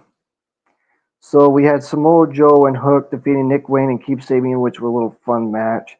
Then Adam Copeland and Chris John Moxley to a match at Revolution for the AEW World Title. Then Beast Mortals defeated Adam Priest, which was a swash match and stuff. And then Matt Caster came to the ring with Beast Mortals still there and stuff. And then Matt Caster saying that he's the best wrestler alive and so on and so forth. And then Roosh defeated Matt Caster, which was a swash match. And then we had the Learning Tree defeating the Outrunners, which the Outrunners should have won that match a couple weeks ago, about a month ago. Then Holly Cameron defeated Taya Valkyrie and stuff, which was her first win in AEW. I believe that's what happened during that time. And then Ricochet's interview with Renee Paquette and so on and so forth, being a superhero and feeling and all that with Swerve Strickland and stuff. And then a highlight package of the career of Christopher Daniels and stuff. And then we had Daniel Garcia defeating Kyle O'Reilly and Liam Ornati to retain the TNT title and stuff. And then Ming and Bay defeated Heinrich Hara. It was a swash match. And then Leo Rush and Action Andretti were talking trash to Top Flight and stuff and all that stuff. And then Timeless will wrestle Queen Aminata on Dynamite, which happened, months ago and stuff, which was a fun match. And Timeless Tony Storms won, and she was dressing up as Mariah May and stuff, and so on and so forth. And then FTR defeated Death Riders, and they won, and FTR won that match in a street fight, which was amazing. That was amazing street fight as the main event on that Collision with that mid South street fight. Loved it, really did. I love that freaking match.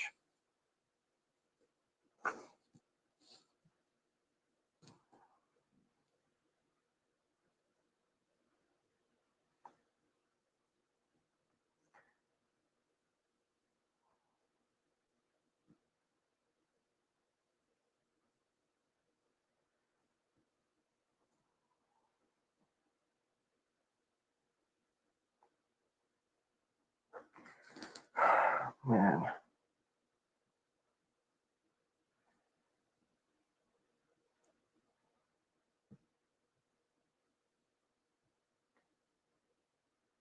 So then we had the opening of the show with Jenna J versus Stephanie Falquer, and Stephanie Falquer won, and then with the SBBB, and then so on and so forth. And Roxanne Perez record since the Royal Rumble performance and stuff. And then Oba Femi interviewed backstage and says Ever runs NXT, but she runs the ring and all of that stuff with A Town Under and stuff, building up to Vantage Day and stuff. And Lexus King rings in the promo and cutting the promo and stuff with Fandango and stuff, which was fun. And then Lorenzo Stacks faced Rich Holland, and Rich Holland with the one with the Redeemer, and then Josh Brooks and Amora confronted Nathan Frazier and Exum and stuff, and so on and so forth. And then Jason Holland and Tapris Paisley faced Soruk and Saria, and Soruk and Saria won and stuff like that, and so on and so forth. And they were just building up for freaking Revolution, and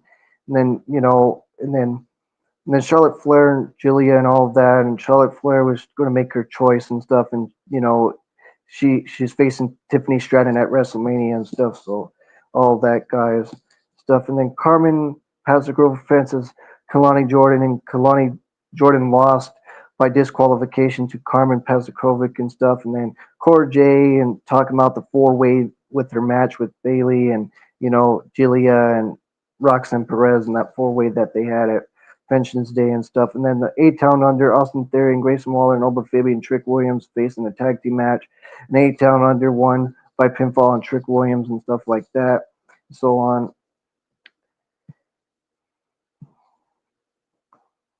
and stuff, which was good and stuff, guys. I'm just talking fast. Sorry about that.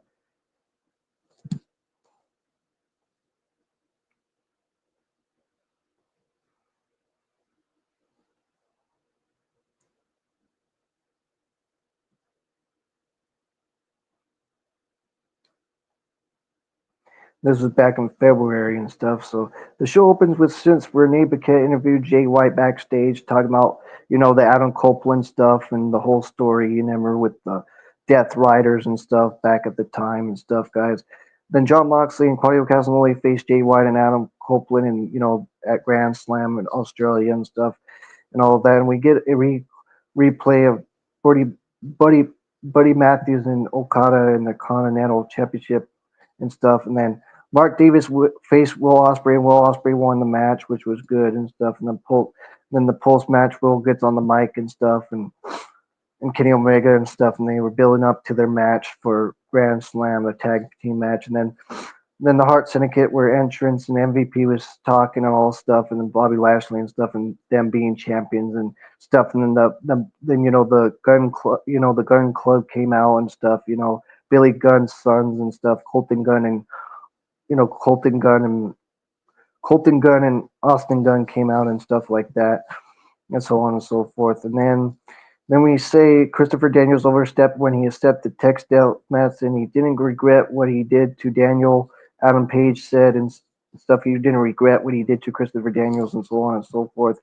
And then Matt Kester talking all his crap about putting Anthony Bowens or Billy Gunn in a hospital and stuff and so on and so forth with Adam Page. And then the Hounds of Hell, faced Tutesta and Kyle Fletcher and stuff. And Kyle Fletcher and Tutesta defeated them and stuff, which was a good match and stuff. And then we had the MGF stuff with Dustin Rhodes, which I didn't even freaking care during that time with the Dustin Rhodes and MGF crap. And then Queen Aminata faced Tony Storms, and Tony Storms won with the Mayday and stuff. With the wearing Mariah Ray's gear and stuff that night and stuff. And then we had the Big Bill and Will Hobbs thing still going on at the time. And then Ricochet faced Swerve Strickland, and Ricochet won, and that's what happened. And Ricochet stealed Swerve Strickland's rope and walked out and stuff with that. It was still a good match in that main event with Ricochet and Swerve at the time. I still wanted Swerve to win that match at that time, but who cares? I mean, it was still a good match, even though I really didn't care about Ricochet winning. Then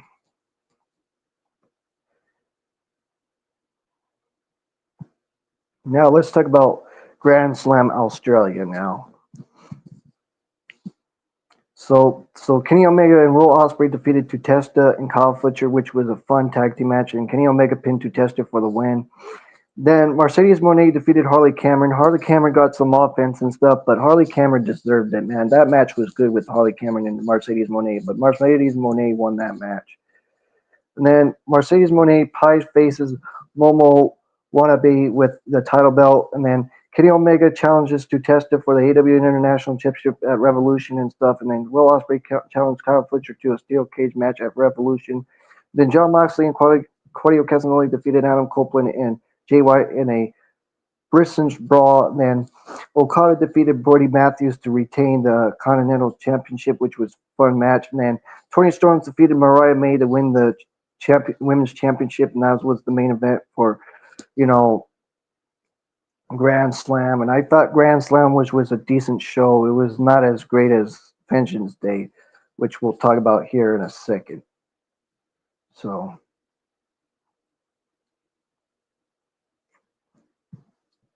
And then we had Vengeance Day. I'm just going to give you guys quick results. So the NXT Women's Champion Giulia defeated Bayley and Roxanne Perez and Cora Jade and retained. And then we had Oba Fibby defeated Austin Theory and Grayson Waller and retained. And then afterwards there was 4 guys that were beating up him, and there was the my friend calls them the 2.0 Shield, but they freaking powerbombed freaking Oba Fibby after the match and powerbombed him, which was insane. And then freaking Ian Pace defeated Devon Evans, which was a fun match, but Devon Evans should have won that match. Then Artie Tripsy defeated Trick Williams, which I thought Trick Williams was going to win, but Eddie won that match. I'll just say Eddie. Eddie won that match. And then Nathan Frazier defeated Josh Brooks and Amora, and I thought Josh Brooks and Amora were going to win that, but freaking Nathan Frazier and Exum are a great tag team, I'm telling you, and retaining those tag team titles at Vengeance Day. And then Stephanie Falquer defeated Fallon Haley and became the new Women's North American champion on that night, which was great. Just freaking great with Stephanie Falquer. She's the new freaking North American Women's champion. She's been doing good, man. I'm telling you. Love Stephanie, I'm telling you guys.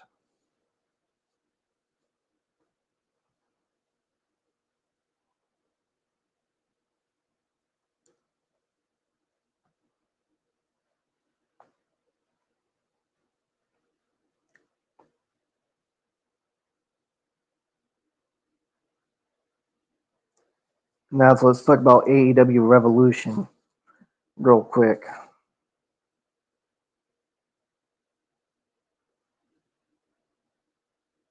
Okay, so we had Commander and Hologram defeating Lee Johnson and Brian Blake Christian. I will say it again.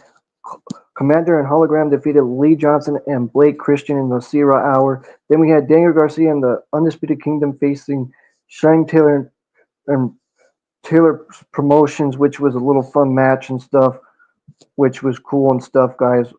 Like I said again, which was cool. And Daniel Garcia and the Undisputed Kingdom won by submission and stuff, which was a good match and stuff. And then we had the Ring of Honor World Championship, Chris Jericho. I'll say it again. The Ring of Honor World Championship, Chris Jericho Princess Gravity, which never happened. Really didn't freaking care because freaking didn't even happen. Then Orange Cassidy and Big Boom AJ and Mark Briscoe defeated Giant TV and X and M Collection on the 0 Hour as well. Then Adam Page defeated MJF. And then we had Mercedes Moné defeating Momo Wannabe, which was a good match. And then we had Swerve Strickland defeating Ricochet, which was a great match. Then we had Okada defeating Brody King, which was a decent match. And then we had the Hart Syndicate defeating the Outrunners back and forth. Really freaking great tag team match. Then we had Tony Storm defeating Mariah May. That was the best match on Revolution. Freaking bloody, like freaking crazy. Just bloody. So freaking bloody, man. It was crazy. Then freaking Kenny Omega defeating Tatesta, which was awesome, and Kenny Omega becoming the new AEW International Champion, which was awesome. Then Will Ospreay defeating Kyle Fletcher in that steel cage, a banger, just a freaking banger. Kyle Fletcher and Will Ospreay, that was a banger, just a freaking banger. Then John Moxley defeated Adam Copeland and Christian Cage, which was a decent match, and a lot of people crapped on it. I don't give a fuck. Like John Moxley was freaking good in that freaking match. It was all All that was it was freaking hate. All that was it fucking hate, hate, hate. You know. And I give this show a 9 out of 10. Revolution was a great freaking show, man. It was great. I loved it. Revolution. Now let's talk about MLW now, real quick. So we had Misto and Dorora facing T- Temperotoro and Afishi, and Temperoro and Afishi defeated Misto and Dorora, which was a fun match, little tag team luchador match. And then Cesar Duran, who quickly makes an offer for Misto to defend his midweight gold against Tempero against Prince's challenge, and Misto accepts, and it will go down in Los Angeles at the Battle Riot 7 and stuff like that. And then Dental Misto is speaking with Joe Persist before she's attacked by Tora Deeps, and Tora Deeps is the wild card, and since attack before Sin Security handcuffs Deeps be restored order and stuff, which the newcomer Tora Sips. I can't wait, man, with Tora Sips. Then Kenta faced Kevin Knight back and forth, really freaking awesome match, just a freaking amazing match, and freaking Kenta won that match. And then Kenta said he's going after the world title, and he doesn't care who holds it, and he will go to sleep, put them go to sleep, and then stuff. And then Eric Bischoff talks and some burying and saying stuff to Matt Matt Riddle and Tom Lawler eating pizza and stuff, which was funny and stuff. And then BRG faced Paul London, and Paul London won in that honey trap match and stuff, and then that was pretty cool and stuff. And then BRG tries to pull the honey, but he came out and Humaye came back BRG and stuff and continued the run with it, but he stopped by Paul Waltenhauser and stuff like that. And then the TYPW Churchill Nakamasi is coming to MLW, and then Tom Lawler faced Dominic Nijak, and Dominic Nijak defeated Tom Lawler and stuff. In the post match, MSL go to floats to pay for it, and Tom gets on his Prince Master and snaps his arms, and Nijak is heated. And then Mesa Moore faced Jenna Kai, and Jenna Kai defeated Linda Moore and stuff. And then the post match just comes Matt Warner, who made clear that Contra will control MLW once again. He can do that anytime, anywhere, and he might cash in his world title shot again. Title shot. I'll say it again. He might cash in his world title shot tonight in Hell Contra. And then Shabbat Yojima faced Alex Kane and Matt Riddle, and Matt Riddle retained his championship and defeated Yojima and Alex Kane, which was a great freaking main event. Loved it, guys. Freaking loved it, I'm telling you. Then we had the MLW, game, intervention game. Let's talk about that real quick, guys. So we had Ario Dominguez fences Akora and Akora won and defeated Ario Dominguez. And then we had the first blood match. Whom I Ate Fight Club fences the Andersons, and Whom I Ate Fight Club defeated the Andersons, which was fun. And then we had Taurus Sips faces Dio Mateo Exo, and Damaso Exo retain her title. And Mr. Torero is backstage, and he makes it clear a sense of capturing the MLW World Heavyweight title from Misto. And then we had the final four-way National Openweight Championship. Akara fences Bobby Fish, fences Paul Walter fences Matthew Justice, and Matthew Justice won that match and stuff. And then the post-match, it revealed that the Hearst Horseman was a bunch of goons to attack all the fighters. And then later we see the Cesar Duran's family hostage, and Cesar Duran reveals he is since the new president of MLW. However, the surprise are far from over as Selena Duranta gets in change, and Cesar Duranta couldn't take the moment and fence on the spot, and Eric Bischoff found himself being confronted by Alex Kane backstage, who made his known and filled the spill Eric Bischoff planned in April by winning the Battle Royal for Since, and Alex Kane locks Eric Bischoff out on the loading dock, and he isn't done to please. And then someone else who isn't pleased is Dominic Nijak. He makes it that he plans to take out both Tom Lawler and Matt Riddle at Battle Riot 7 in LA. And then Tutesta Tutesta faced Leon, and Tutesta defeated Leon, which was a fun match. And then we had the main event, Contra Unit facing the Filthy Bros, and which was it ended with a you know disqualification. They were fighting back and forth and stuff, and that's what happened, which was fun and stuff. But it could have been better. But it was cool though with the Contra Unit with Matt Warner and K1 fences. The Tom Lawler, Matt Riddle, and stuff. So I'll say it. So Riddle still escapes her sense of Matt Warner and gets attacked by a sense out and spills out to a entire MLW locker room, and the whole show ends in a riot before the riot battle riot, and that's what happened right there. So, and I gave that show a freaking 9, man. It was good to that freaking ending. I didn't like that ending much because there was no winner in that. So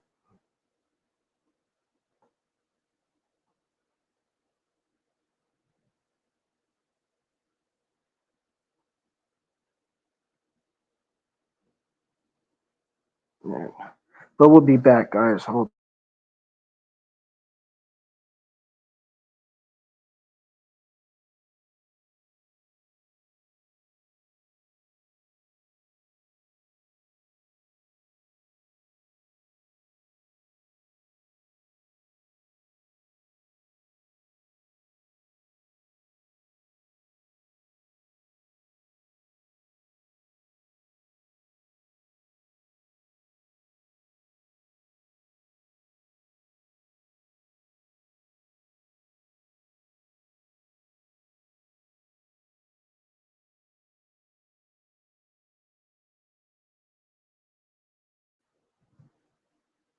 So we're back, guys, again. So Ace Austin defeated Tyson D1 with Wesley and Tyree Iwe, and then after the match, Ace Austin is jumped by Lee and Wes Iwe. I'll say it again, Iwe, till the Rascals chase them off with a steel chair. Then Tessa Blanchard reveals that she will not be in the night's knockout battle royal because she believes that it will be 9 against 1. And then self-recent national media champion Steph Atlanta and her boyfriend Vance Warner sent a morning message to Sammy Callahan. And then we had Core J join with Tom and Matthew on the commentary for their Knockouts Battle Riot, with the winners earning a Knockouts World title shot next week and all that. And Core J managed that she isn't willing to compete against the other Knockouts for the title opportunity. Then Rosemary and Ash and Heather Bielikins and Tasha Steeles and Savannah Evans and Saya Brookside and Joey Threat and Dana Luna are ready for action as they since Jazz makes her return to the consensus of the field and stuff. And Savannah Evans won the number one contender, guys, and she faced Muslim Slamovich, and Muslim Slamovich defeated her and stuff, and so on and so forth. And then we had the Eric Young stuff with Steve Macklin and stuff. And Josh Alexander is out, who reveals that his final match in NXT will take place and stuff against Eric Young and stuff. And and that was a fun stuff and other stuff which we've talked about. And Semi Callihan is on the hunt for Mance Warner when he runs into Frankie Kazarian and stuff. And then we had the TNA World Tag Team Champions, the Hardys, and Jeff Hardy and Matt Hardy and Leon Slater defeating the System, Moose, and Eddie Edwards and JDC and stuff. And then Mustafa Ali sends an argument between the members of the Good Brothers before Tussa Steeles after she was betrayed by her former tag team partner Alicia Edwards earlier tonight and all of that. And then Mike Santana faced Matt Cardona, and Mike Santana defeated Matt Cardona, and so on and so forth. And then we had the NXT Championship match with Nathan Frazier and Exum facing Nick Nemeth and Ryan Nemeth. And Nathan Frazier and Exum defeated Nick Nemeth and Ryan Nemeth for the NXT Tag Team titles, and that's what happened. Which was a fun show, guys. Really was, and stuff. So sorry, I'm just taking a long time.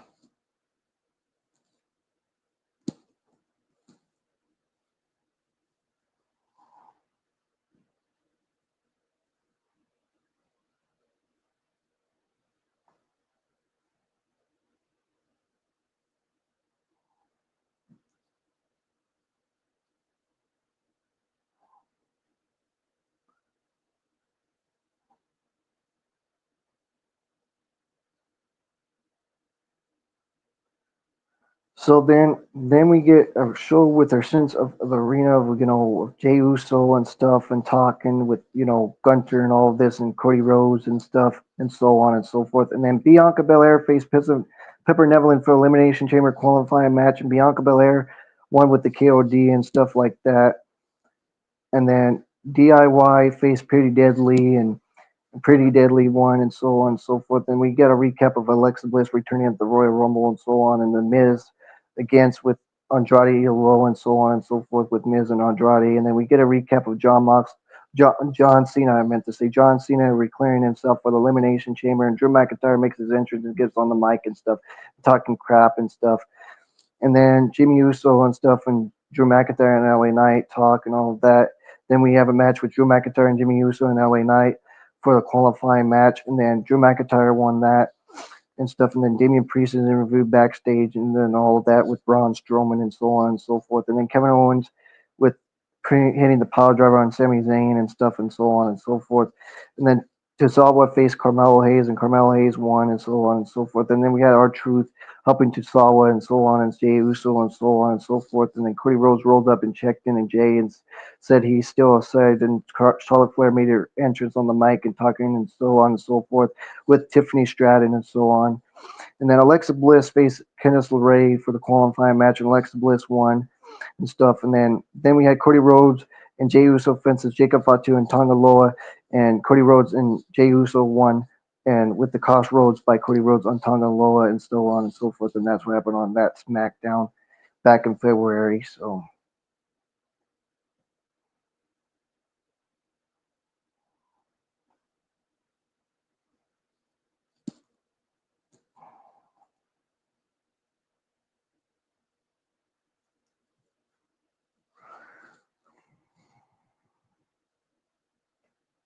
okay, then Collision again, guys. So John Moxley takes over the start of the show, and the world champion wouldn't be getting Adam Copeland a title shot because he doesn't like him. If Adam Copeland wanted to fight, not the title shot, Mox is not hard to find. Adam Copeland better hope Mox has no mercy to his back at Grand Slam, which we just talked about.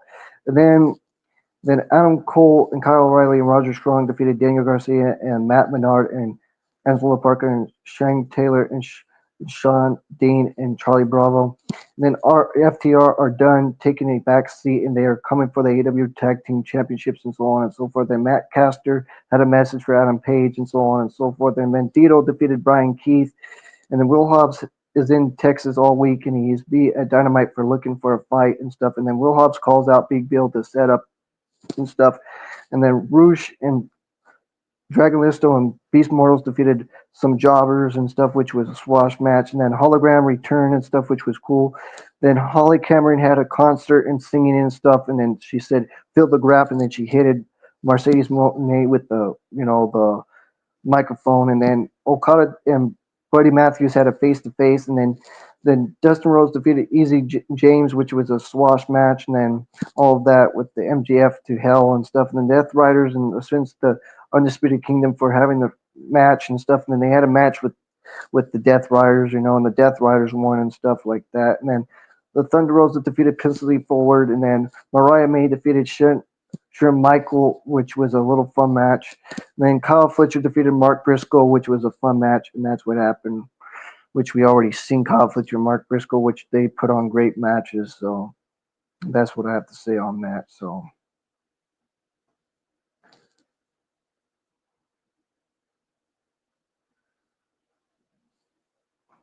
And then back to Monday Night Raw again, guys. Quick pace stuff. So then we go back again with Jey Uso and stuff with Gunter building up for WrestleMania, and then Charlotte Flair and all that stuff with wasting no time and stuff like that, and then Rhea Ripley's interview and stuff, and then Damage Control faced Judgment Day and stuff like that, and Damage Control defeated Judgment Day, Liv Morgan, Raquel Rodriguez. Then Bayley faced Lyra Valkyria, and Bayley won that match and stuff, which was cool and stuff. And then we had a lot of backstage stuff with AJ Styles and stuff, talking about his stuff with his on the microphone and stuff. And then Dominic Mysterio came out and Carlito and beating him down and so on and so forth. And then Seth Rollins was interviewed and stuff, and then Finn Balor and all of that stuff. and so on and so forth. And then Pat McAfee was talking about the Super Bowl and so on. And then AJ Styles meets with Adam Pearce backstage and Dominic Mysterio for next week. And Braun Breaker was rode up to stare down, and he says he'll see him around and so on and so forth. Then there was a football player since in the front row and so on, and another country singer and so on and so forth. And then the Creed brothers, Brutus and Julius Creed, faced the War Raiders in the WWE World Tag Team Championships, and the War Raiders won by disqualification and so on and so forth. In the post match, Brutus splashed Eric with the title belt, and the Creed stood tall holding the titles and stuff. And then the Judgment Day Cloud House, Finn Balor betrayed Liv Morgan and told her to listen to him next time. And Dominic says who cares, and they have lots of opportunities coming up. And Finn Balor says there's a lot of issues for a guy who's AJ Styles made a fool of, and so on and so forth.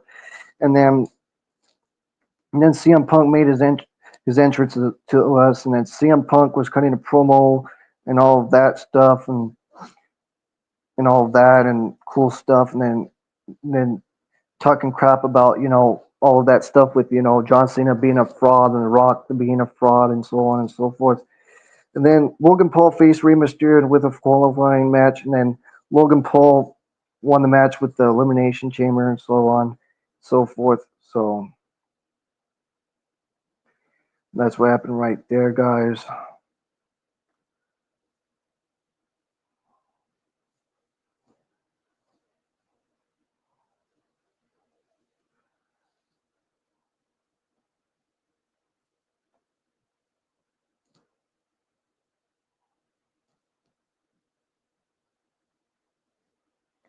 Then we had Bailey versus Cora J on NXT. We're back to NXT again. Cora J won, and then we had backstage stuff with Jilia and Ever Rain and stuff, and building up to that Pensions Day and stuff, which we already talked about and stuff. And Nova Febby with A Town Under and stuff, building up to that, and Aiden Page and Javon Evans building up to that too. And then Hunk and Tonk faced Josh Brooks and Amora and No Quarter Catch Crew and stuff. And Josh Brooks and Amora won that match. And then JDC faced Lexus King, and Lexus King won. And then all of that stuff, and then building up Core J and Roxanne Perez and Bailey and that four-way and stuff. And then Kalani Lion, the Kia Lions faced Saria, and Saria won and stuff. And then we had a promo with Ian Page and so on and so forth, and Trick Williams. And then Ricky Starks came to NXT and stuff. And then NXT, Ricky Starks is in NXT now, guys, and stuff, and so on and so forth, with Ricky Starks, known as Ricky Saints now, Ricky Saints. And then Rich Holland faced Tony D'Angelo for the NXT North American Championship and Steel Cage and stuff. And then Tony D'Angelo won, and that's what happened right there.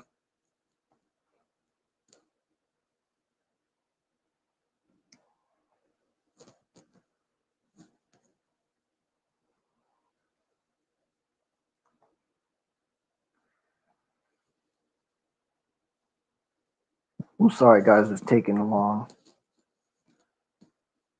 Then we had Adam Page versus Matt Caster, and Adam Page won. And then we had the Death Riders versus the Undisputed Kingdom, and the Death Riders won, like I said, and stuff. And then we had the MGF and Dustin Rhodes story and stuff I really didn't care about. And then Hook and Shibata and Samoa Joe faced some jobbers and freaking won and stuff, and, and so on and so forth. And then Will Hobbs and Big Bill and all that own Copeland stuff, and so on and so forth. And then Dustin Rhodes faced MJF, and MJF freaking won. Really didn't care about that match. And then Maya Roll faced Megan Bay, and Megan Bay won. And then Chris Dallenter faced Pentatonic Forward, and Chris Dallenter won. And then we had the Ass Boys fans with the Heart Syndicate, and the Heart Syndicate retained, and so on and so forth. And then we had the whole build up to the freaking Death Riders beating up, you know, Adam Copeland, and so on and so forth with that, guys.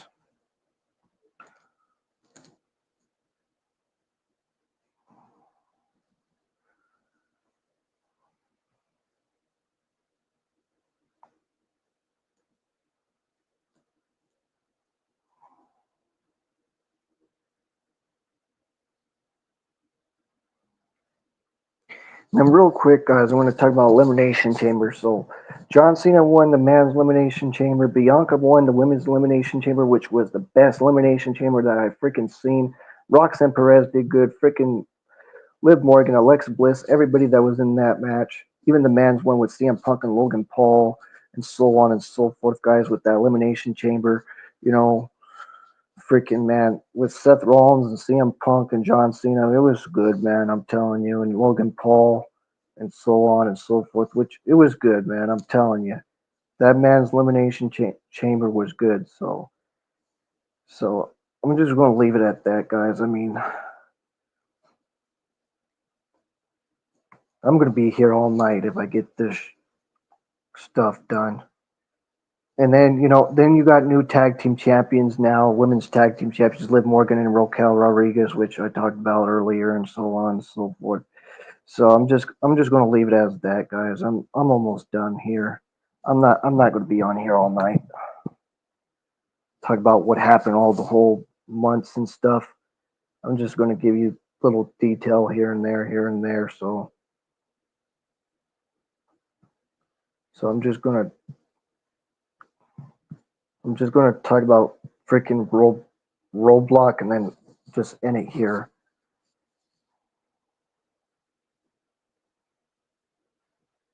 So yes, guys, we had Nathan Frazier and Nathan Frazier and Exum Fitz as the Hardy Boys, and Nathan Frazier and Exum lost to the Hardy Boys, and the Hardy Boys retained their TNA World Tag Team Championships. And then we had Jordan Grace fences Roxanne Perez, and Jordan Grace won. And then we had Moose fences Obafibi, and Moose lost to Obafibi, which was a banger going back and forth. And then Eden Page faced Devon Evans in a street fight. Devon Evans won that one, and so on and so forth. And then Jilia faced Stephanie Felquer, and Stephanie Felquer won both of the belts, the NXT Women's North American Championship and the NXT Women's Championship, which was awesome, guys. Which was freaking awesome, I'm telling you.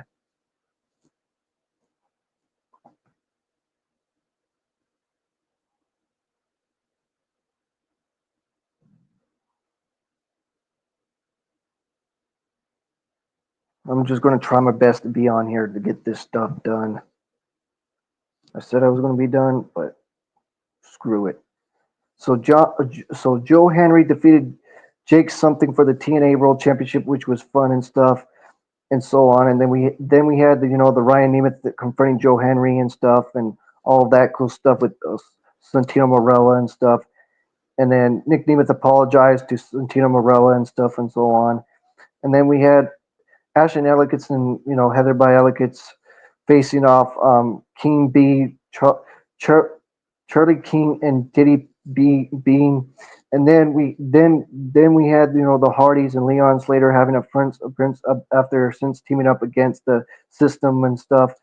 And then we had Mustafa Ali's statement with the good hands and stuff with Tasha Steeles, which was cool and stuff. And then we had the whole build up with Semi Callahan, and Mance Warner, but he was facing Frankie Kazarian that night, and so on and so forth, and all of that. And then Josh Alexander's last match with Eric Young, and all of that cool stuff. And then we had Cora J fence Saya Brookside, and Cora J won. And then we had Tessa Blanchard backstage doing her old thing again. And then the Rascals calling out a tag team and stuff. Ace Austin and them and the Rascals. Calling out the Rascals. And then we had Muscle Slamovich fences Savannah Evans, like I said, and Muscle Slamovich won that match.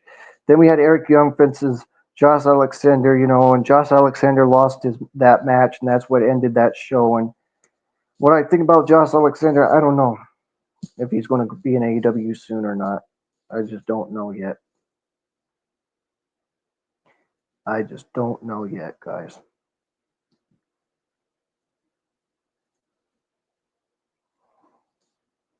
And yes, guys, your new NXT North American champion right now is Shawn Spears. Yeah, Shawn Spears took that title from Tony D'Angelo now and stuff, and so on and so forth in NXT, which was fun and stuff this week and stuff, which I'll be on here for hours to talk about that. So I'm just going to end it here soon. So yes, guys, I'm going to tell you guys.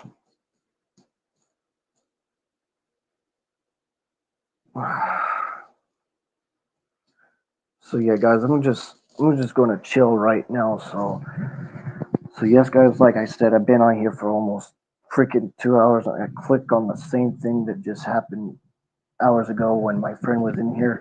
But like I said again, Elimination Chamber, which was fun, with John Cena winning, Bianca winning the women's thing, and Jade Cargill returning and stuff, which was awesome, and beating up Naomi and stuff, which was cool. And then John Cena turning heel, awesome, which was awesome at the freaking Elimination Chamber when The Rock did this and The Rock did this and stuff, which was cool.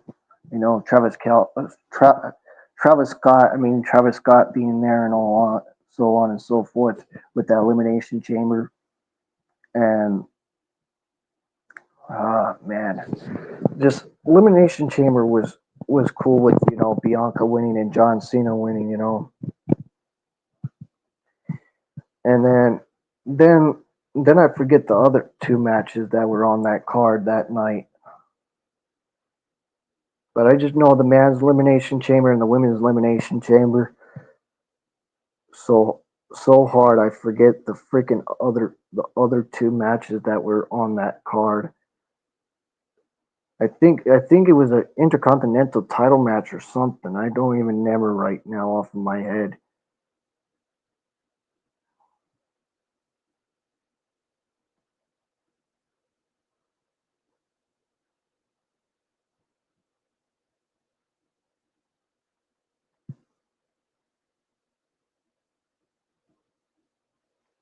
Oh yeah, and then the Kevin Owens and Sami Zayn match, which was fun. You know what I'm saying? That was fun. The Ascensions match with Kevin Owens winning. You know that was fun and stuff. And then Randy Orton coming back. Randy Orton coming back and stuff, which was cool and stuff with Randy Orton coming back at the Elimination Chamber and stuff. That was cool and stuff. I thought that was cool, guys. Really freaking cool. Then Thunder Rosa and Megan Baynes match on Collision this past week, which was freaking cool. I'm telling you, that was freaking cool. Freaking Swerve Strickland and John Moxley building up. That was pretty cool. And then them building up Will Hobbs and stuff. I love that till them pushing Will Hobbs. I hope they push him more and stuff and all of that. So I'm enjoying Collision and Dynamite. I know a lot of you freaking haters don't like it. Oh well, too bad for you. Too freaking bad for you for hating Dynamite and Collision. They're good shows in my opinion. They're decent. They're not great, but they're decent. And freaking Raw's been good. SmackDown's been good with the promos, and packages and stuff. But they should do more matches, in my opinion. Do more matches. But that's just my opinion. I still enjoy Raw and SmackDown. And NXT has been killing it. NXT has been killing it, and TNA has been killing it, guys. TNA, and NXT has been freaking killing it like no man's business. Like no man's business. Those two shows, TNA and NXT, just freaking been killing it, bro. And then so Sean Spears being the NXT North American champion is crazy. Just freaking crazy. I'm telling you, NXT, man, good stuff, guys. We'll talk more probably tomorrow. We'll talk more, about a normal NXT by itself because it's been months since I've been on here, and I just wanted to give quick results of, here and there, here pieces, just pieces of the shows and stuff, and talk about the pay-per-views that I missed.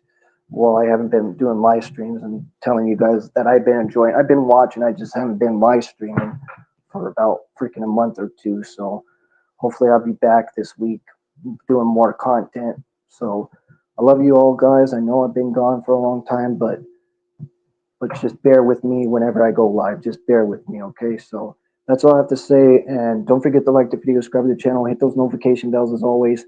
And this is Christopher Jackson. Never else again. This is Christopher Jackson Denver, and we're out. Peace out and take care, guys. Peace out and take care.